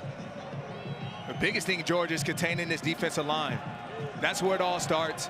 And then you have to get the ball out to the perimeter and find a way to get quicker throws, because the vertical game isn't present right now. They're moving Boley here. Gets it to Law, incomplete. And Boley off target there. Good play call, getting Boley on the move, just an inaccurate throw. But that is the right mindset. You have to escape this defensive line, and the way to do that is to create some opportunities for your quarterback outside the pocket. That was the first time we've seen Law in the backfield today. They're going to have to get creative, but to your point, protection is paramount. Dowdle in the backfield. Boley, with some time, tries to throw it down the sideline, but wisely out of bounds, intended for DJ Miller. Everybody was covered up there, and Clev Lubin was coming, breathing down his neck at the end. And Lubin has been in the face of Boley all day, and a lot has to do with who's he going up against. Wolfschlager there. You know, majority of this football game, he's been the victim that they've been attacking up front. 3rd and 10 now for the Wildcats. Boley 2 for his last 7. Here they are showing a pressure look. It's all about the final picture. You have to decipher it quick, though. 4 wide receivers for the Wildcats. They pick up the blitz. They throw it. It's complete to the true freshman Cameron Miller, but it's going to be short of the marker by a couple of yards. And it looks like the punt unit is coming back out. So Boley and company, after an 8-yard gain, their 3rd 3 and out of this contest. And really, since that first drive where they picked up a couple of 3rd downs, they have not amassed very much offensively. No, and the theme for that drive was 3rd and 5s or less. Since then, they've been in position of 3rd and long, allowing the Cardinals defense to pin their ears back and get after Boley. Myros to punt it, awaiting inside his 10, low snap. They got to one earlier. They almost got to that one, as this one's a poor punt. And it's bouncing around in Kentucky territory. So Louisville will have excellent field position near the 40-yard line. Blake Ruffin was able to deter Laros into that bad punt. Only a 16-yard punt. Louisville up 20 and in good position to start the next drive.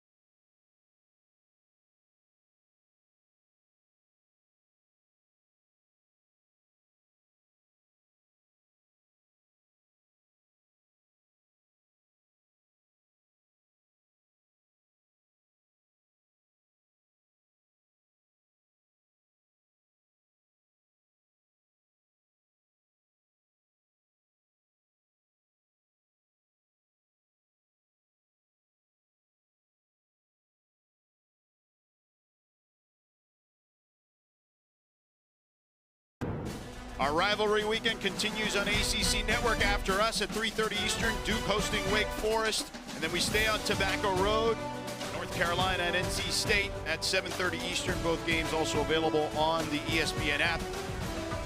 Both games will have implications on who ends up in Charlotte for the ACC title game.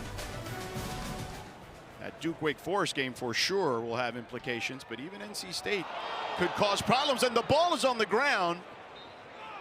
NC State covers it back up.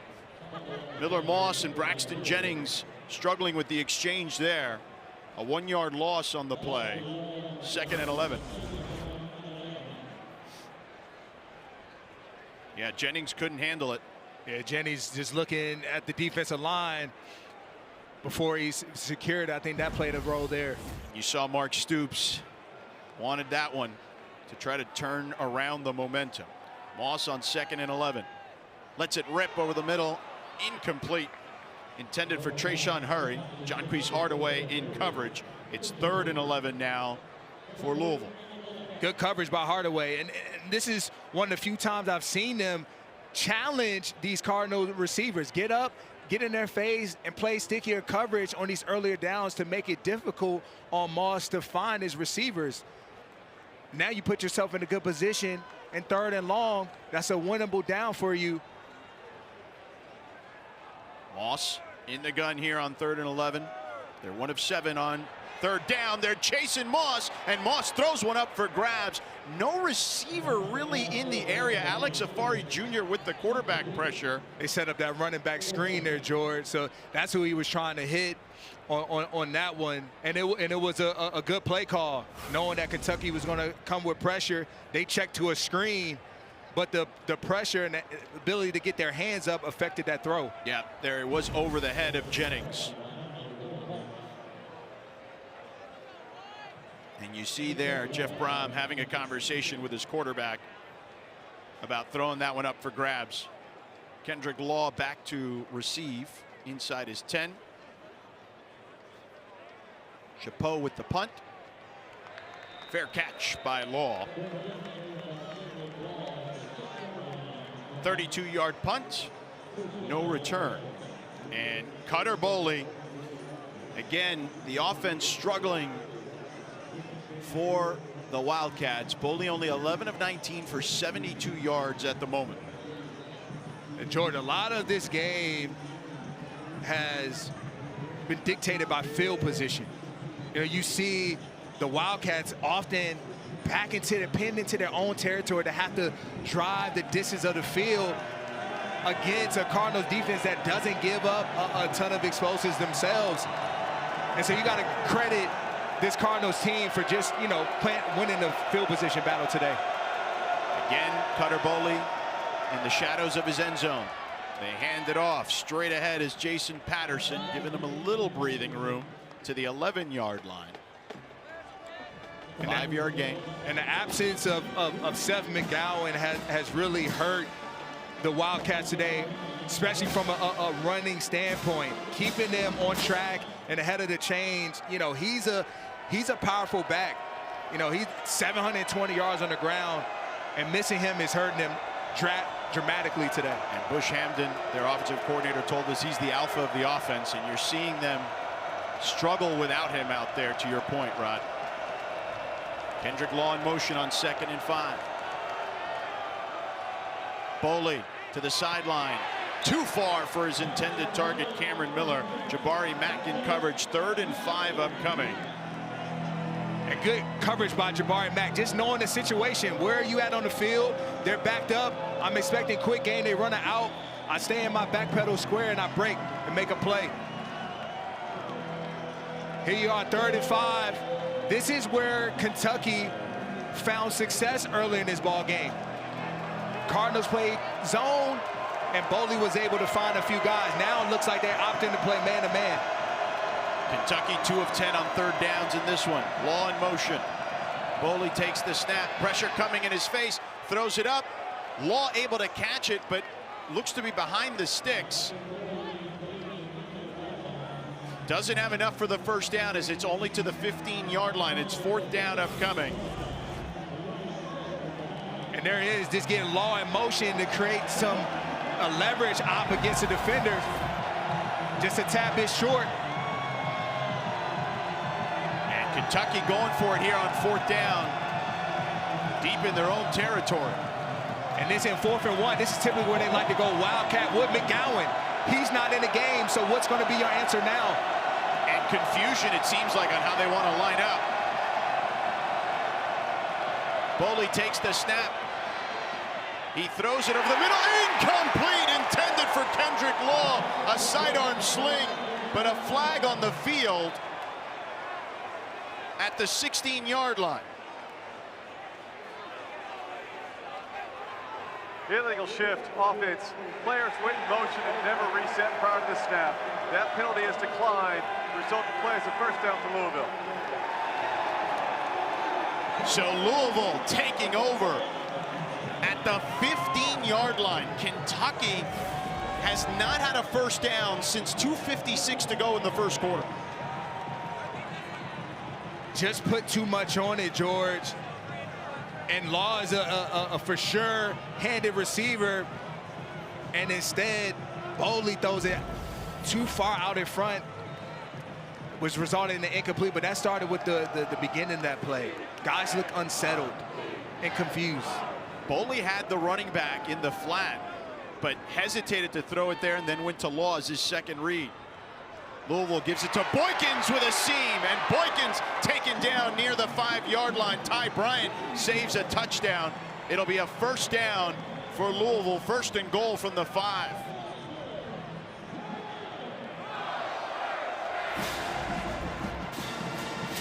Again, just no edge to the defense. All the defensive linemen are going inside, but nobody's scraping over the top to set a firm edge. And they're exposing it right now, this Cardinals offense. Moss in the gun. Kentucky showing blitz. Boykins bounces it outside, and Boykins gets it to the end zone. A 5-yard scamper for another Louisville touchdown.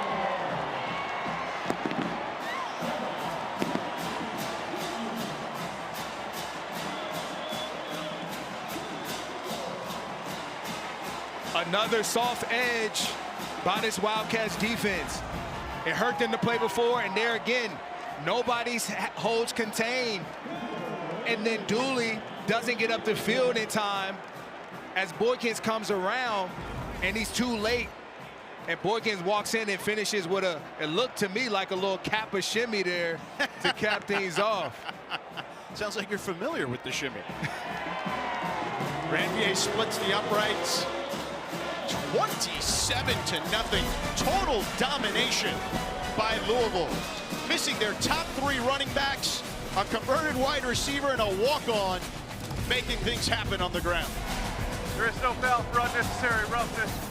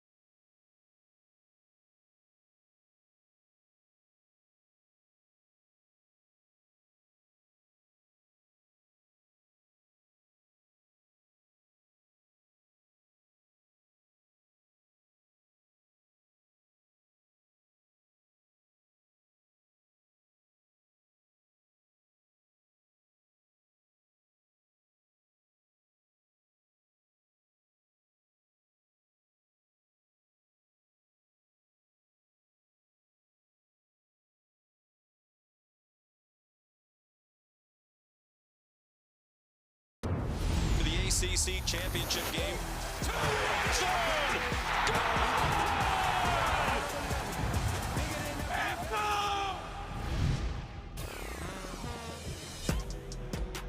The ACC championship game in Charlotte, December 6th. Here's the scoreboard at the moment. Miami, slim hopes on getting to Charlotte, but still alive there, putting it on Pitt at the moment in the third quarter. Couple of scenarios. Win and you're in. Your Cavaliers, Rod, win against Virginia Tech, and they're in to the ACC title game. Same for SMU. They control their destiny. SMU at Cal tonight. You see UVA and Virginia Tech on ESPN at 7 Eastern. SMU Cal at 8 Eastern on ESPN2.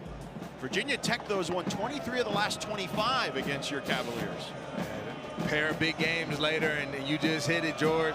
The Commonwealth is up for grabs, and again, like I said earlier, records don't matter in games like those. Yep. So Kentucky to fair catch that one with Patterson.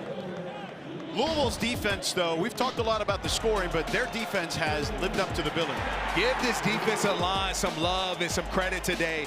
I mean, they've just put on a massive full performance countless times getting after Boley, and it's making the secondary job that much easier. When you know guys don't have but a couple seconds before they have to get rid of the ball, I mean, you have to love that as a cornerback or secondary in this type of defense. We spoke to Ron English, the defensive coordinator for Louisville this week. He said, hey, we had a rough one last week against SMU. Reputation, it could take years to build, but only seconds to lose. So we got to finish the season strong.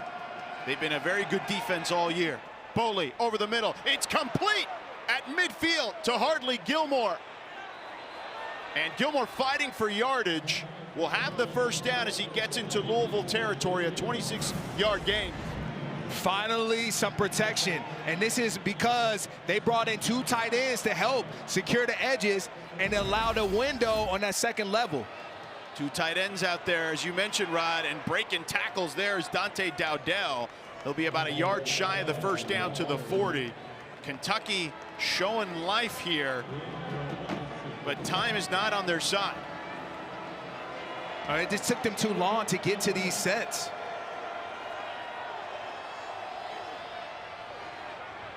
Boley keeps. Boley bouncing off defenders and dragging defenders down inside the 30. D'Angelo Hutchinson went for a ride there, a first down and a 10-yard gain for the Wildcats. Boley lowers the shoulder at the end of this. You know, normally you tell your quarterback to avoid the contact, but there he is, just putting that right shoulder down to try to pick up yardage. Boley again, local kid, chose the local school, played high school ball 15 minutes away from the Lexington campus of the University of Kentucky.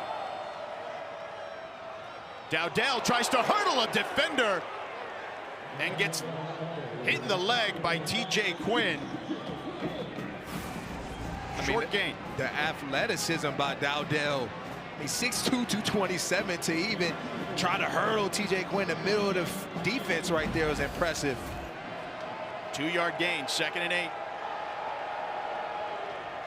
Boley, here comes the blitz. Boley in trouble, and Boley taken down again.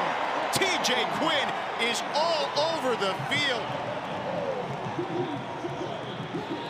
A loss of 9 on the play. TJ Quinn, just a good job at scraping tight as he came through that line of scrimmage. Both him and Capers running a nice 2-man game on the center there.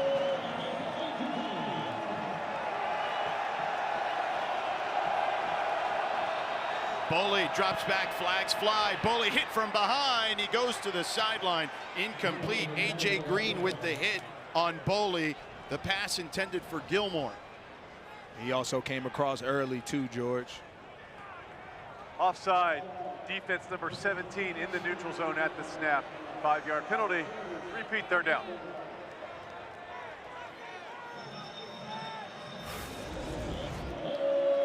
They're trying to change up the snap count on these rushers to slow them down just a little bit to have some room to operate.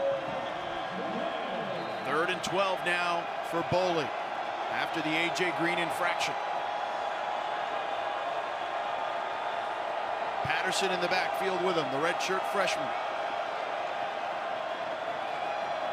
4 receivers. Boley lofts one towards the sideline. It's intercepted, but out of bounds. Tayon Holloway over the shoulder, but catches it out of bounds. Rolling on the field is an incomplete forward pass. 4th down. Jamori Macklin, the intended target. Oh, I don't know about that. He might have got a 1 foot down. The ruling of an incomplete forward pass is under video review. Timeout. That's going to stand, George. They're going to overturn that one.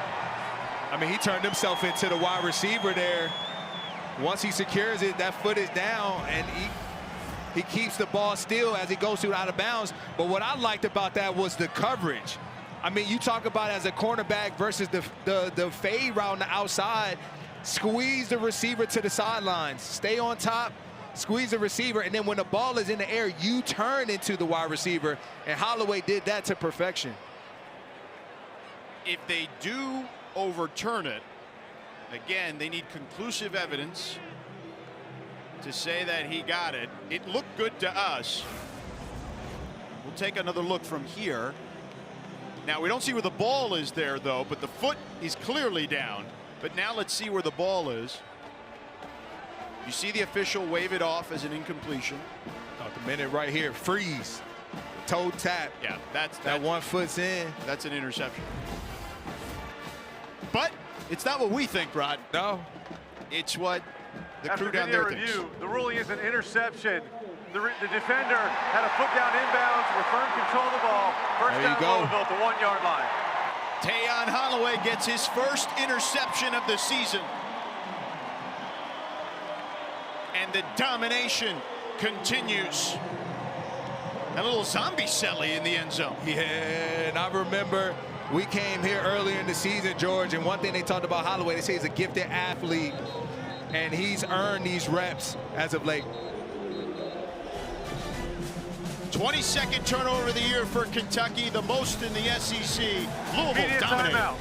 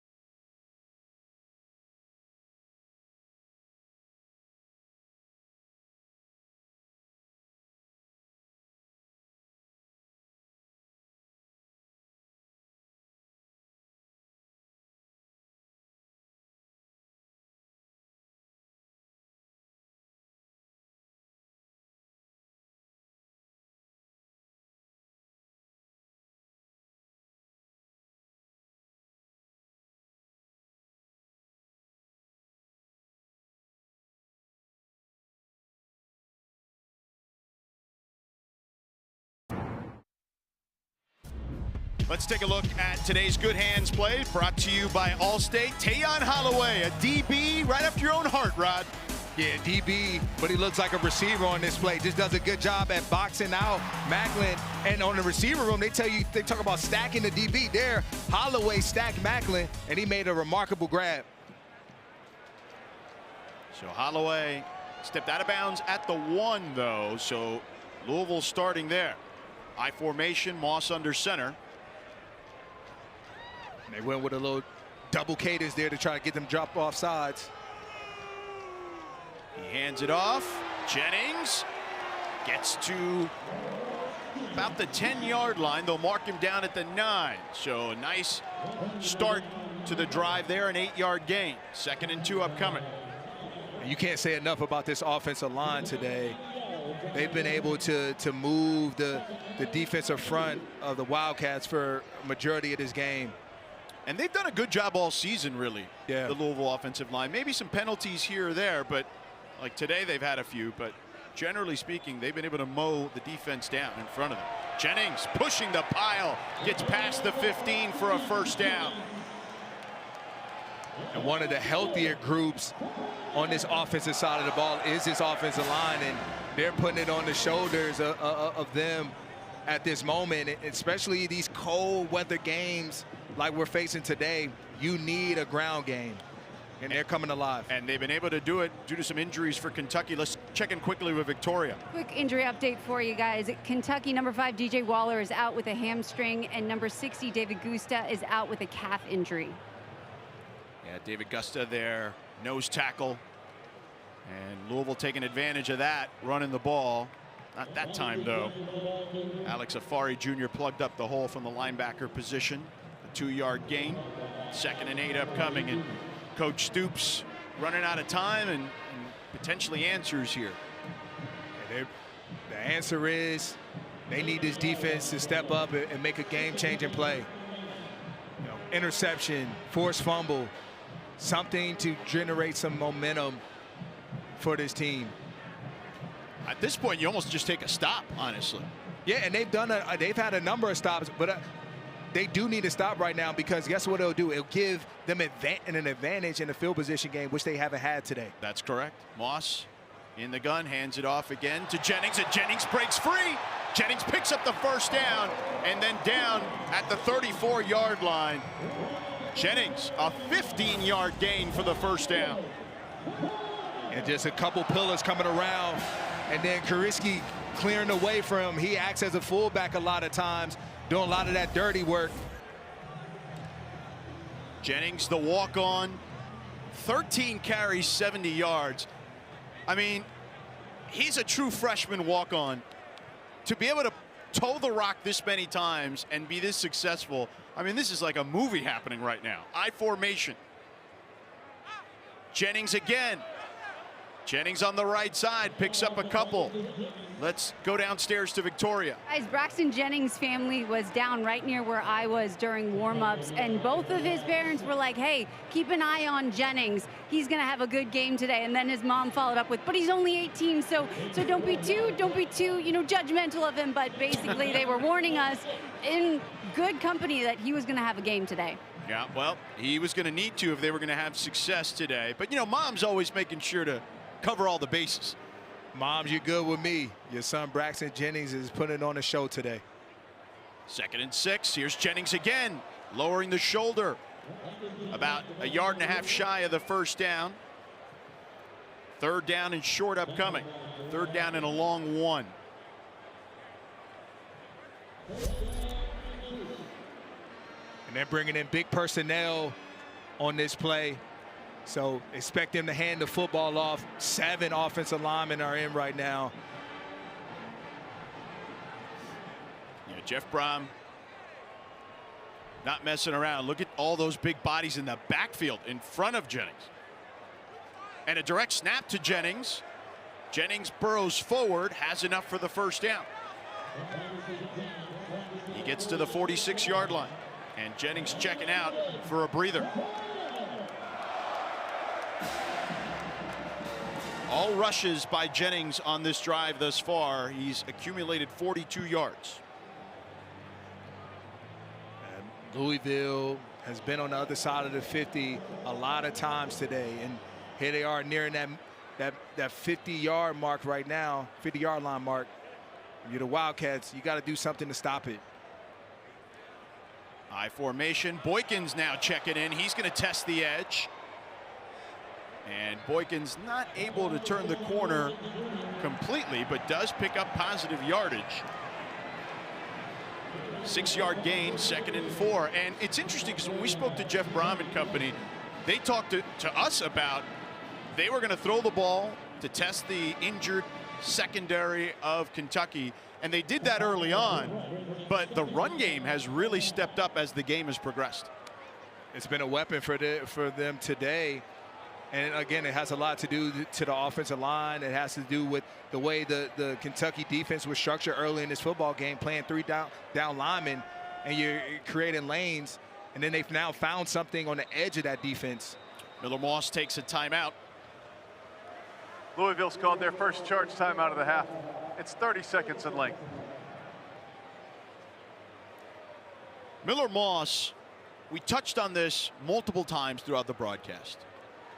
A foot injury, a weightlifting accident, did not play last week against SMU. Young Deuce Adams, the redshirt freshman, played, and they struggled mightily offensively last week against SMU, and they lost 38-6 on the road in Dallas.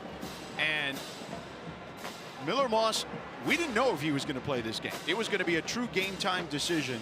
He has toughed this thing out. We've seen him rush the ball for a touchdown, have a big run on the ground for a first down, and certainly slinging it around as well.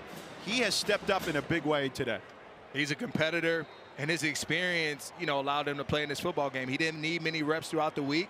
He's seen a lot of football, and they trusted in him to come out here and perform well, and he's done that.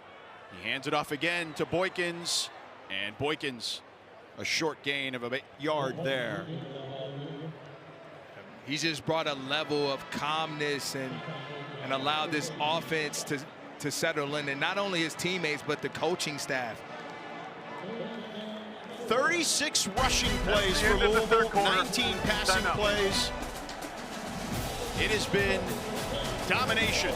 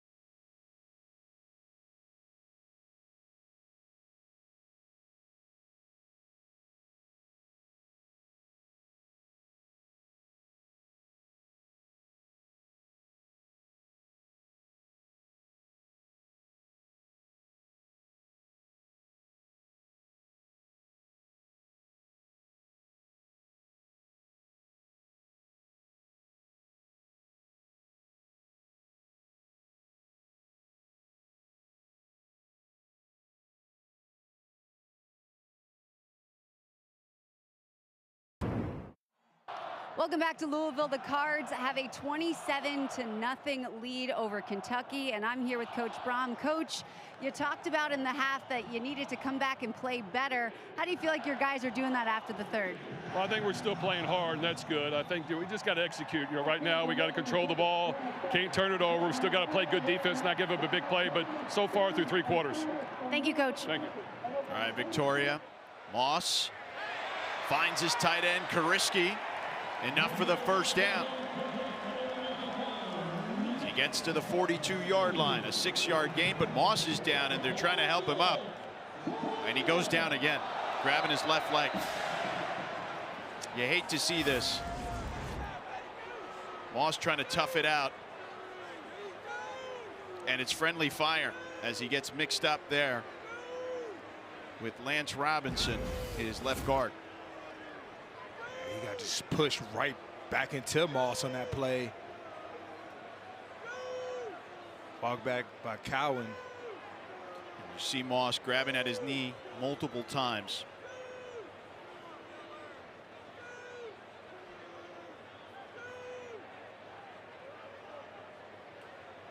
We will step aside as the trainers tend to Miller Moss.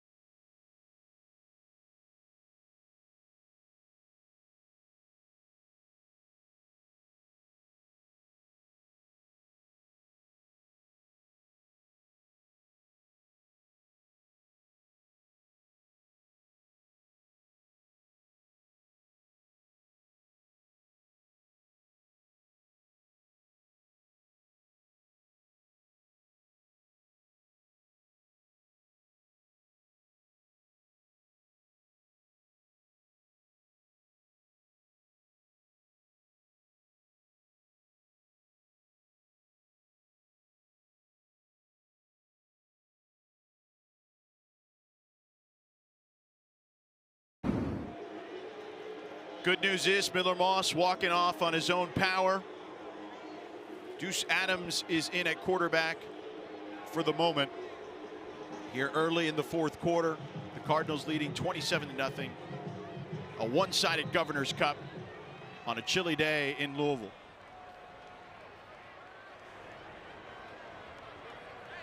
Adams gives it to Jennings. Jennings straight ahead, inside the 40 to the 38-yard line. And Moss set to check back in, waves the redshirt freshman Deuce Adams off. It's like, hey, bud, you're coming back to the sideline. I'm going back in. He's a heck of a competitor. When we had him earlier in the year, quoting Kobe and guys like Mike. Yeah. People he looked up to and idolized growing up as a kid. 4-yard gain for Jennings earlier. They give it back to Jennings, straight ahead again, and Jennings dragging defenders. Has enough for the first down. Down to the 31-yard line, a 7-yard gain. You mentioned Kobe, Miller Moss, an LA kid Grew up watching Kobe Bryant. To your point, idolizing him, and embodies the Mamba mentality. And I'll tell you this, gutting it through in this game, that's Mamba-like for sure. We all know Kobe Bryant famously tore his Achilles, shot the free throws, and walked off the floor. Not comparing Moss to that right now, but Moss is dealing with a foot injury. It can't be easy out there. It's all perspective. Jennings on the right side, picks up a couple. Let's go downstairs to Victoria on Moss. That foot injury that Moss has been dealing with, so on the sidelines before he went back in, he kept walking, lifting that left foot up, trying to adjust his ankle, and then went through a couple sprint drills with his coaches and gave the thumbs up. But you could definitely tell there's a slight limp, and he keeps lifting his left foot on the sidelines, George. Thanks, Victoria. I mean, this is his last game, Rod, so he wants to finish it, or at least as much as he possibly can. 2nd and 6 for the Cardinals.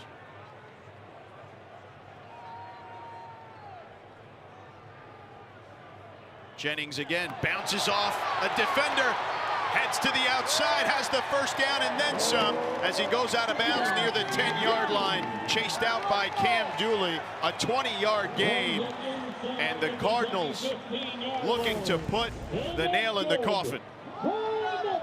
This again, this finding room on the outside part of the field. Kentucky's not having them play in a phone booth. You talk about it as a defensive coach, you want the game to be played in a phone booth. And right now, they're getting to the perimeter at will. And right now, for this defense, it's about pride right now. Like, your resume, your identity is on this tape. Boykins now at tailback, and they wrap him up in the backfield. Back to Jennings, though. You might have just seen that graphic. He has 117 yards today. Braxton Jennings, who's checking back in the game. The freshman, true freshman, walk-on tailback. He had 87 all season. That's all you need to know coming into today.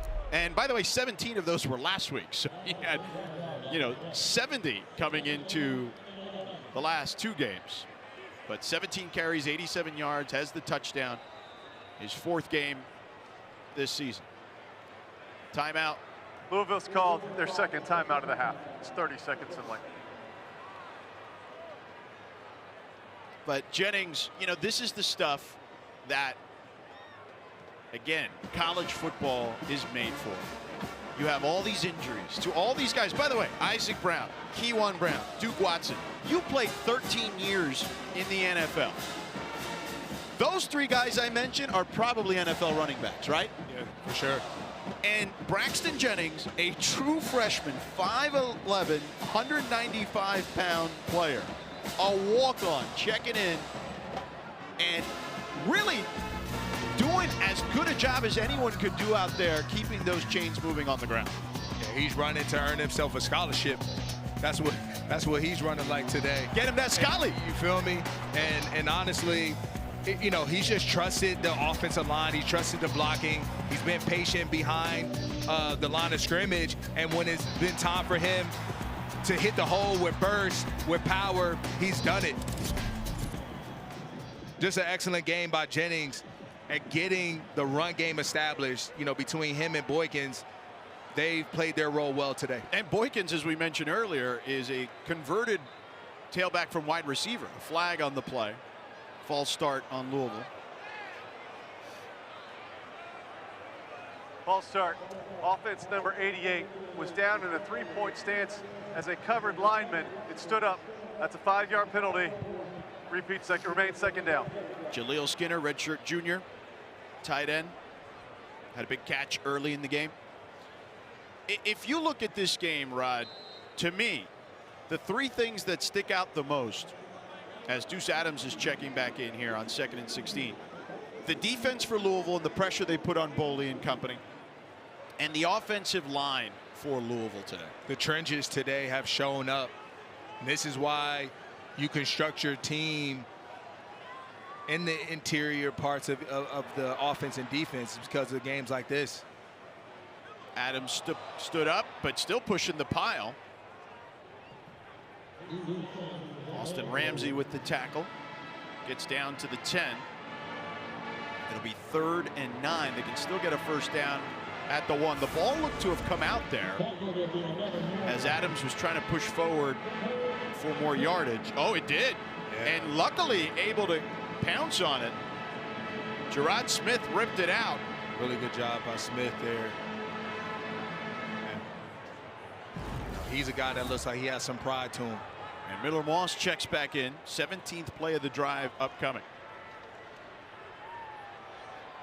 Moss with plenty of time. Checks it down. Finds his man. Dakari Collins for a touchdown.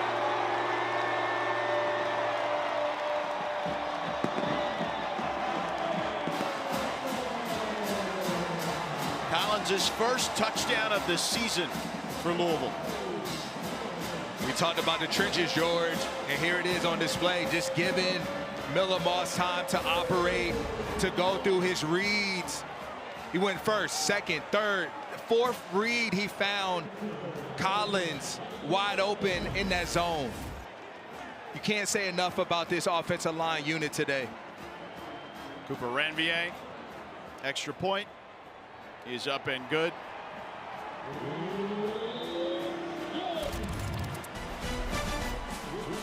Here's that last touchdown to Collins. The shutout is intact for Louisville. Kentucky hasn't been shut out in this series since 2004.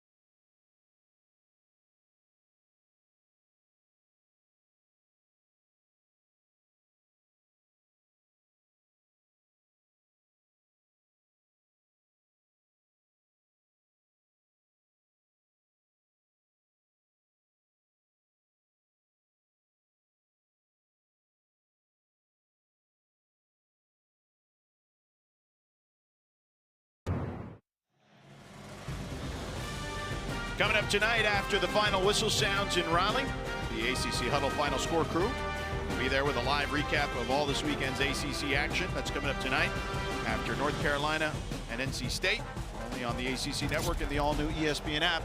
Senior day here in Louisville. There's Miller Moss, Dakari Collins, who just caught that touchdown, his first of the season. Chris Bell, their stud receiver, injured with a lower body injury. And he's there with the fam. He was out there cheering his team on the whole game. And again, a huge part of what they've done here the last couple of years at Louisville. And he'll be headed to the NFL for sure. This one into the end zone. Just a great sight to see, you know, when you have your family and that village behind you, and to walk off this field today, you know, as a senior, as a winner, man, is everything. Incredible feeling. incredible moment for a lot of these seniors on this team. Yeah, no doubt about it, for sure. It's your last moment. And in the Governor's Cup, I mentioned before going to break, Kentucky has not been shut out in this game since 2004. And currently,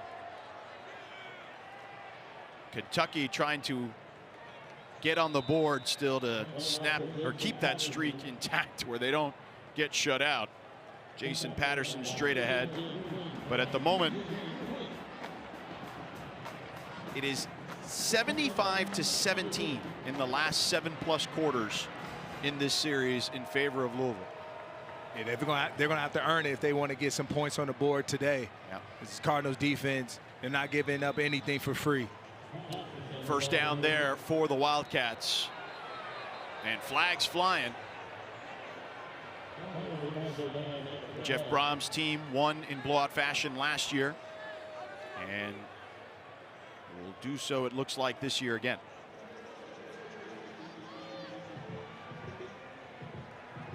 After play, personal foul, defense number 27 for contact to an opponent's head. That 15-yard penalty is added to the end of the play and includes an automatic first down. That's on JoJo Evans, the 5th-year senior from Riviera Beach, Florida. He was on Hardley Gilmore, right there, yep, towards the right side of your screen. So that puts the Wildcats in Louisville territory. Again, Louisville, by the way, has a chance to have their largest shutout against an FBS opponent since 2013. They won 7-2 against FIU, and it's intercepted. So the shutout may still be intact as Tayon Holloway comes up with his 2nd pick of the day. Flags flying as tempers are flaring down on the near sideline. And Boley is right in the middle of that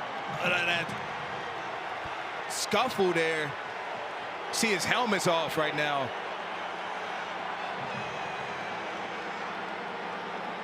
And we saw them in the pregame go at it a few times. There's Boley there without his helmet. Pure chaos right now on that sideline. You don't want your quarterback in the middle of that. The officials were out of flags. They started throwing their hats.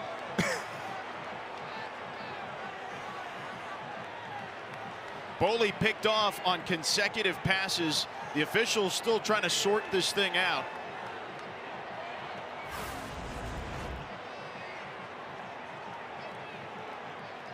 He sailed that one. Holloway with his 2nd interception of the day, his 2nd career interception. And there's Boley in there. And his teammates trying to drag him out of there. Trying to get him out of there. Yeah. Meanwhile, the Cardinals are trying to pull him back in. Yeah.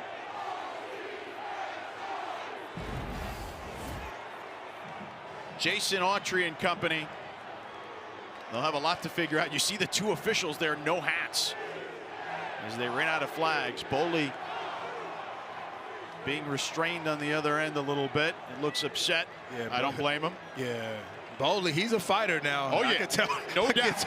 Yeah, I want him on my team. After the play, there are multiple unsportsmanlike fouls, unsportsmanlike conduct. Kentucky, number 17 and number 8. The 15-yard penalty is added to the end of the play. It'll be first down for Louisville. That is the first unsportsmanlike conduct foul for those 2 players for the contest. Timeout. So Boley is upset that he was hit with an unsportsmanlike. He was just out there trying to make a play after the interception. Mark Stoops is fired up as well. You see him using not safe for work language. And then Hardley Gilmore, the 4th, was given the other unsportsmanlike. And Mark Stoops wants an explanation here. Yeah. Boley trying to make a tackle. Trying to make a tackle. And then he's getting up, and a player falls on him. Louisville coach is trying to help him up. He's pushing his way out as players are trying to crowd over there. and his teammates taking him out, and then the Louisville players start mixing it up with the offensive linemen for Kentucky. Boley trapped in the middle of all that. Tempers clearly flaring. And they eventually get Boley out of there. But I don't understand it on Boley personally at all. I mean, based off what we just saw. No, not at all. I mean, this is a guy who's, again, just trying to prevent a touchdown and putting his body on the line for his team. And he's trying to make an exit, and they won't allow him to get out. Were you surprised there were no flags on Louisville? Yeah, I mean, I thought, wait, what? 17. No, it was both on Kentucky. It was Gilmore. Yeah, it's kind of ridiculous in my opinion. Yeah, that's very They instigated the entire situation over there. I mean, you got to push your way out if you're Boley at that point when they're not allowing you to get up. So 30 yards in penalties after the two unsportsmanlikes on Kentucky. So Moss is back out there. Pistol formation, Boykins behind him. Boykins up the hash marks. Picks up about 7. And we got more extracurricular activity out there.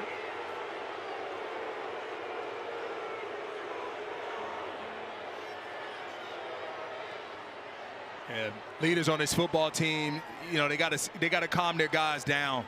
Now, that was a huge emotional moment. And again, you don't want to do anything to jeopardize, you know, yourself in this football game or any games, you know, outside of this, especially for, you know, for the Cardinals.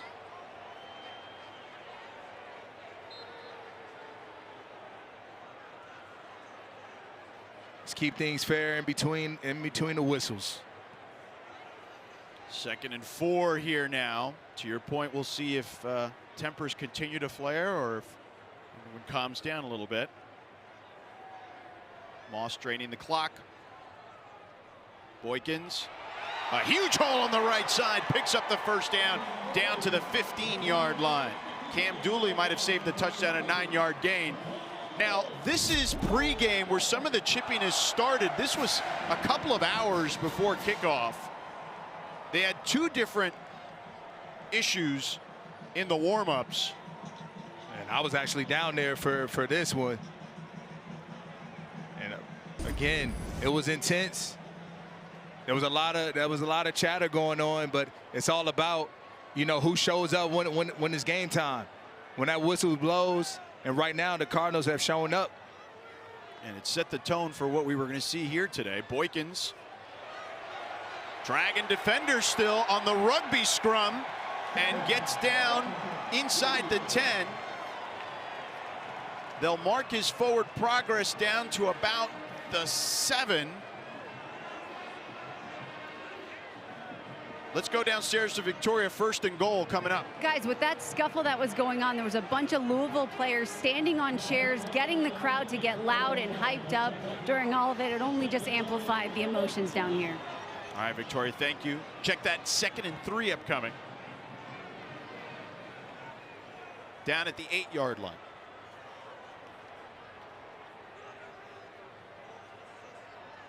Boykins again. And Boykins wrapped up at the 4-yard line. And now he should have enough for the first down. 1st and goal. And I understand the frustration of this Kentucky defense. You know, you just saw your quarterback, you know, get pummeled over there in the crowd, and now this is your first op at it to be able to, you know, pay him back. But you got to do it. You got to do it when it matters the most. Moss under center, I formation. Boykins taken down. Tavion Gadsden with the tackle down at the 4, no gain.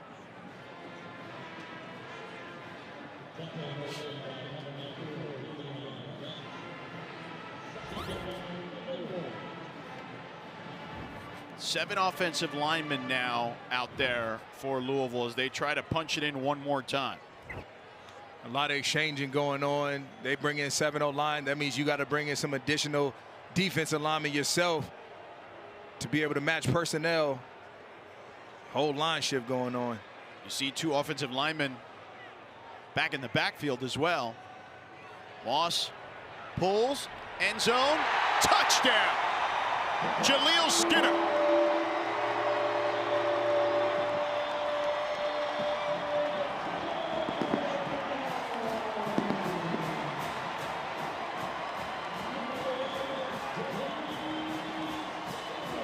And they broke their tendency. You know, every time they have come in with 7 offensive linemen today, they ran the football, and there instead they find Skinner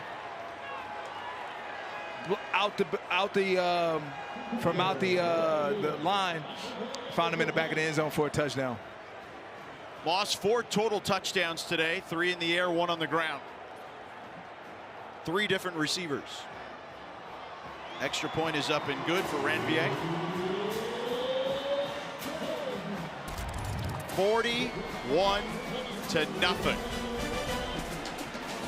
Miller Moss sent it off Louisville on senior day.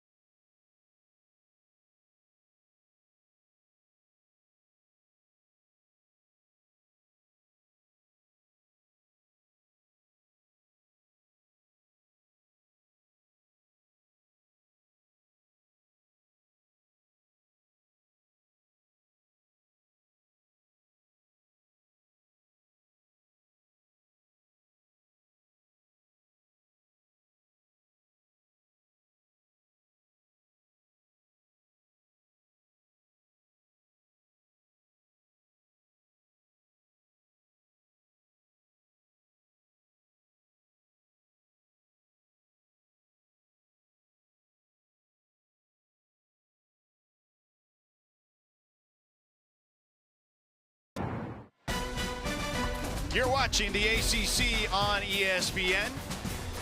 The Governor's Cup. That's what they're playing for today. Louisville will keep that cup for the 2nd year in a row. They won in blowout fashion last year in Lexington and blanking the Wildcats this year.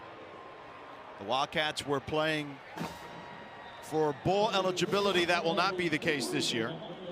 The 3rd annual ACC-SEC Women's Basketball Challenge, though, begins on Wednesday. Auburn squaring off against Syracuse at 5 Eastern. Then Thursday night, SMU hosts Arkansas at 7 Eastern, right here on the ACC Network and the ESPN app. Santa's come to town early, although I've never seen Santa with a green beard.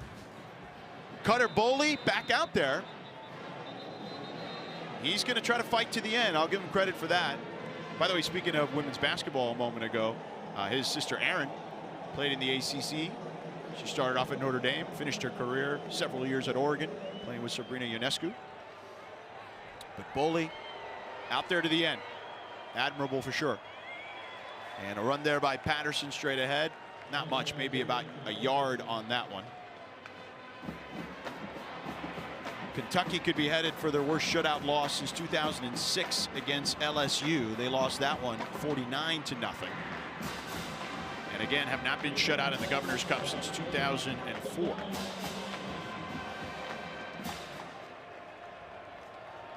Louisville 143-4 when scoring 40 or more in their last 147 games. Jason Patterson runs out of bounds, shy of the marker. Rodney Johnson chases him out of bounds. Third down upcoming.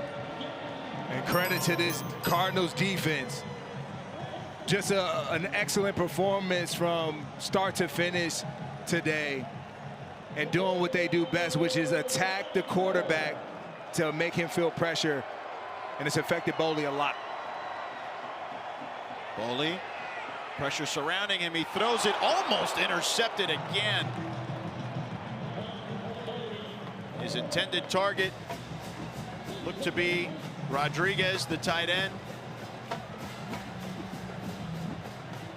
And a lot of red jerseys out there. The level of difficulty to pitch a shutout, to hold an offense to 0 points is not easy to do, ladies and gentlemen. And again, you got to give defensive coordinator Ron English a lot of love and praise, but you know his players have responded today, and they played up to that standard that he's talked about all year. Brock Kaufman back to receive for Louisville inside his 30. Laros with the punt, had one blocked earlier. And Hoffman will get it at his own 25. 4th 3 and out for Kentucky. Let's take a look at Miller Moss this day, Rod. It's a great way for Miller Moss to go out as a senior on this football team. He was injured before today, but he battled back, and he's been fighting all day. He's brought just a level of calmness and confidence to this offensive unit, and it started from play 1, and it's only gotten better as the game's unfolded. And he's just capped off an amazing performance here this last time in his home stadium. And that'll be it for him today. Getting some love on the sideline.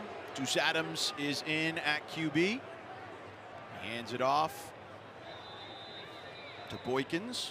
Not much there, as it's just a matter of time as the clock is ticking down. There's Moss's numbers today. 12 of 20, 182 yards, 3 touchdowns in the air, 1 on the ground. And again, dealing with a foot injury that didn't allow him to play at all last week.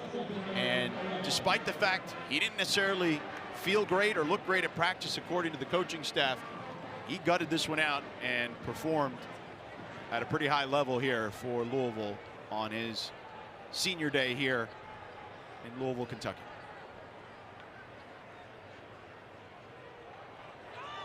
Hand off to Boykins on the left side. He'll be about 2 yards shy of the first down. And with Moss, you know, we documented his story. We've been here a couple of times this year, Rod.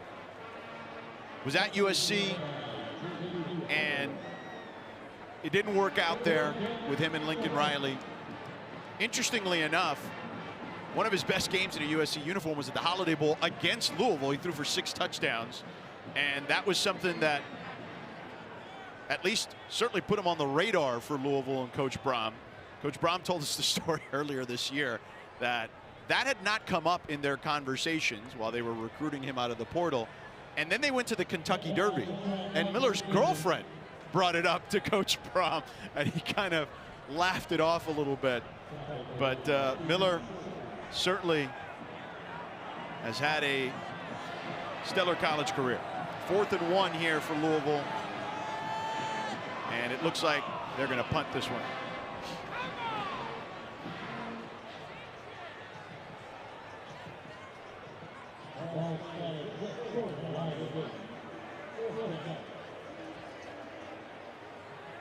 David Chapeau out there.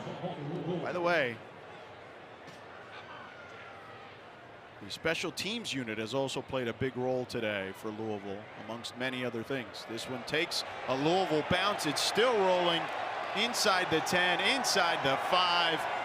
And that's the kind of day it's been for Louisville. Everything is going their way. David Chapeau with an excellent punt there. 41-0.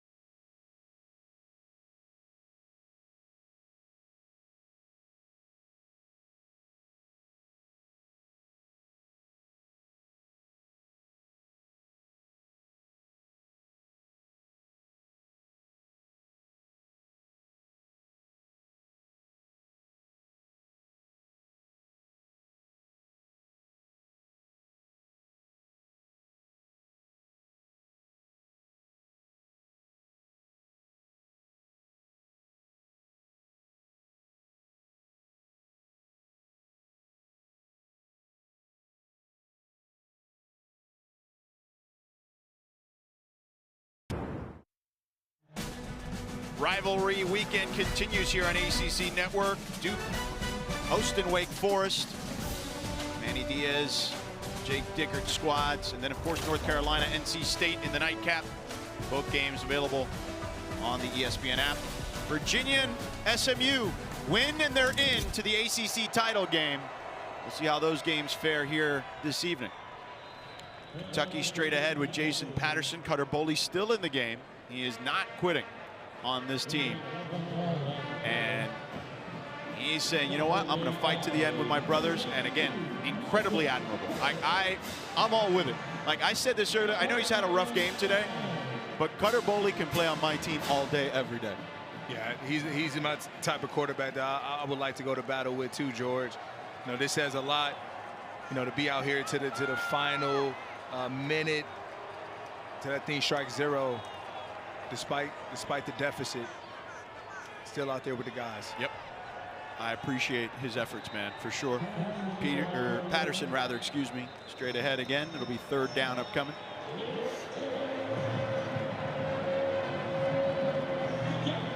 Being a hometown kid, I know this game means a lot to him. You know, not only being the quarterback, but being from this area.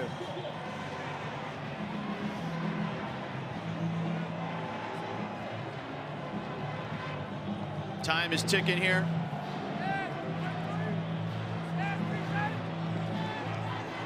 What a job by this Cardinals defense and these seniors to go out in this facet is an amazing feeling. No doubt, and they stop him there, and that'll be it.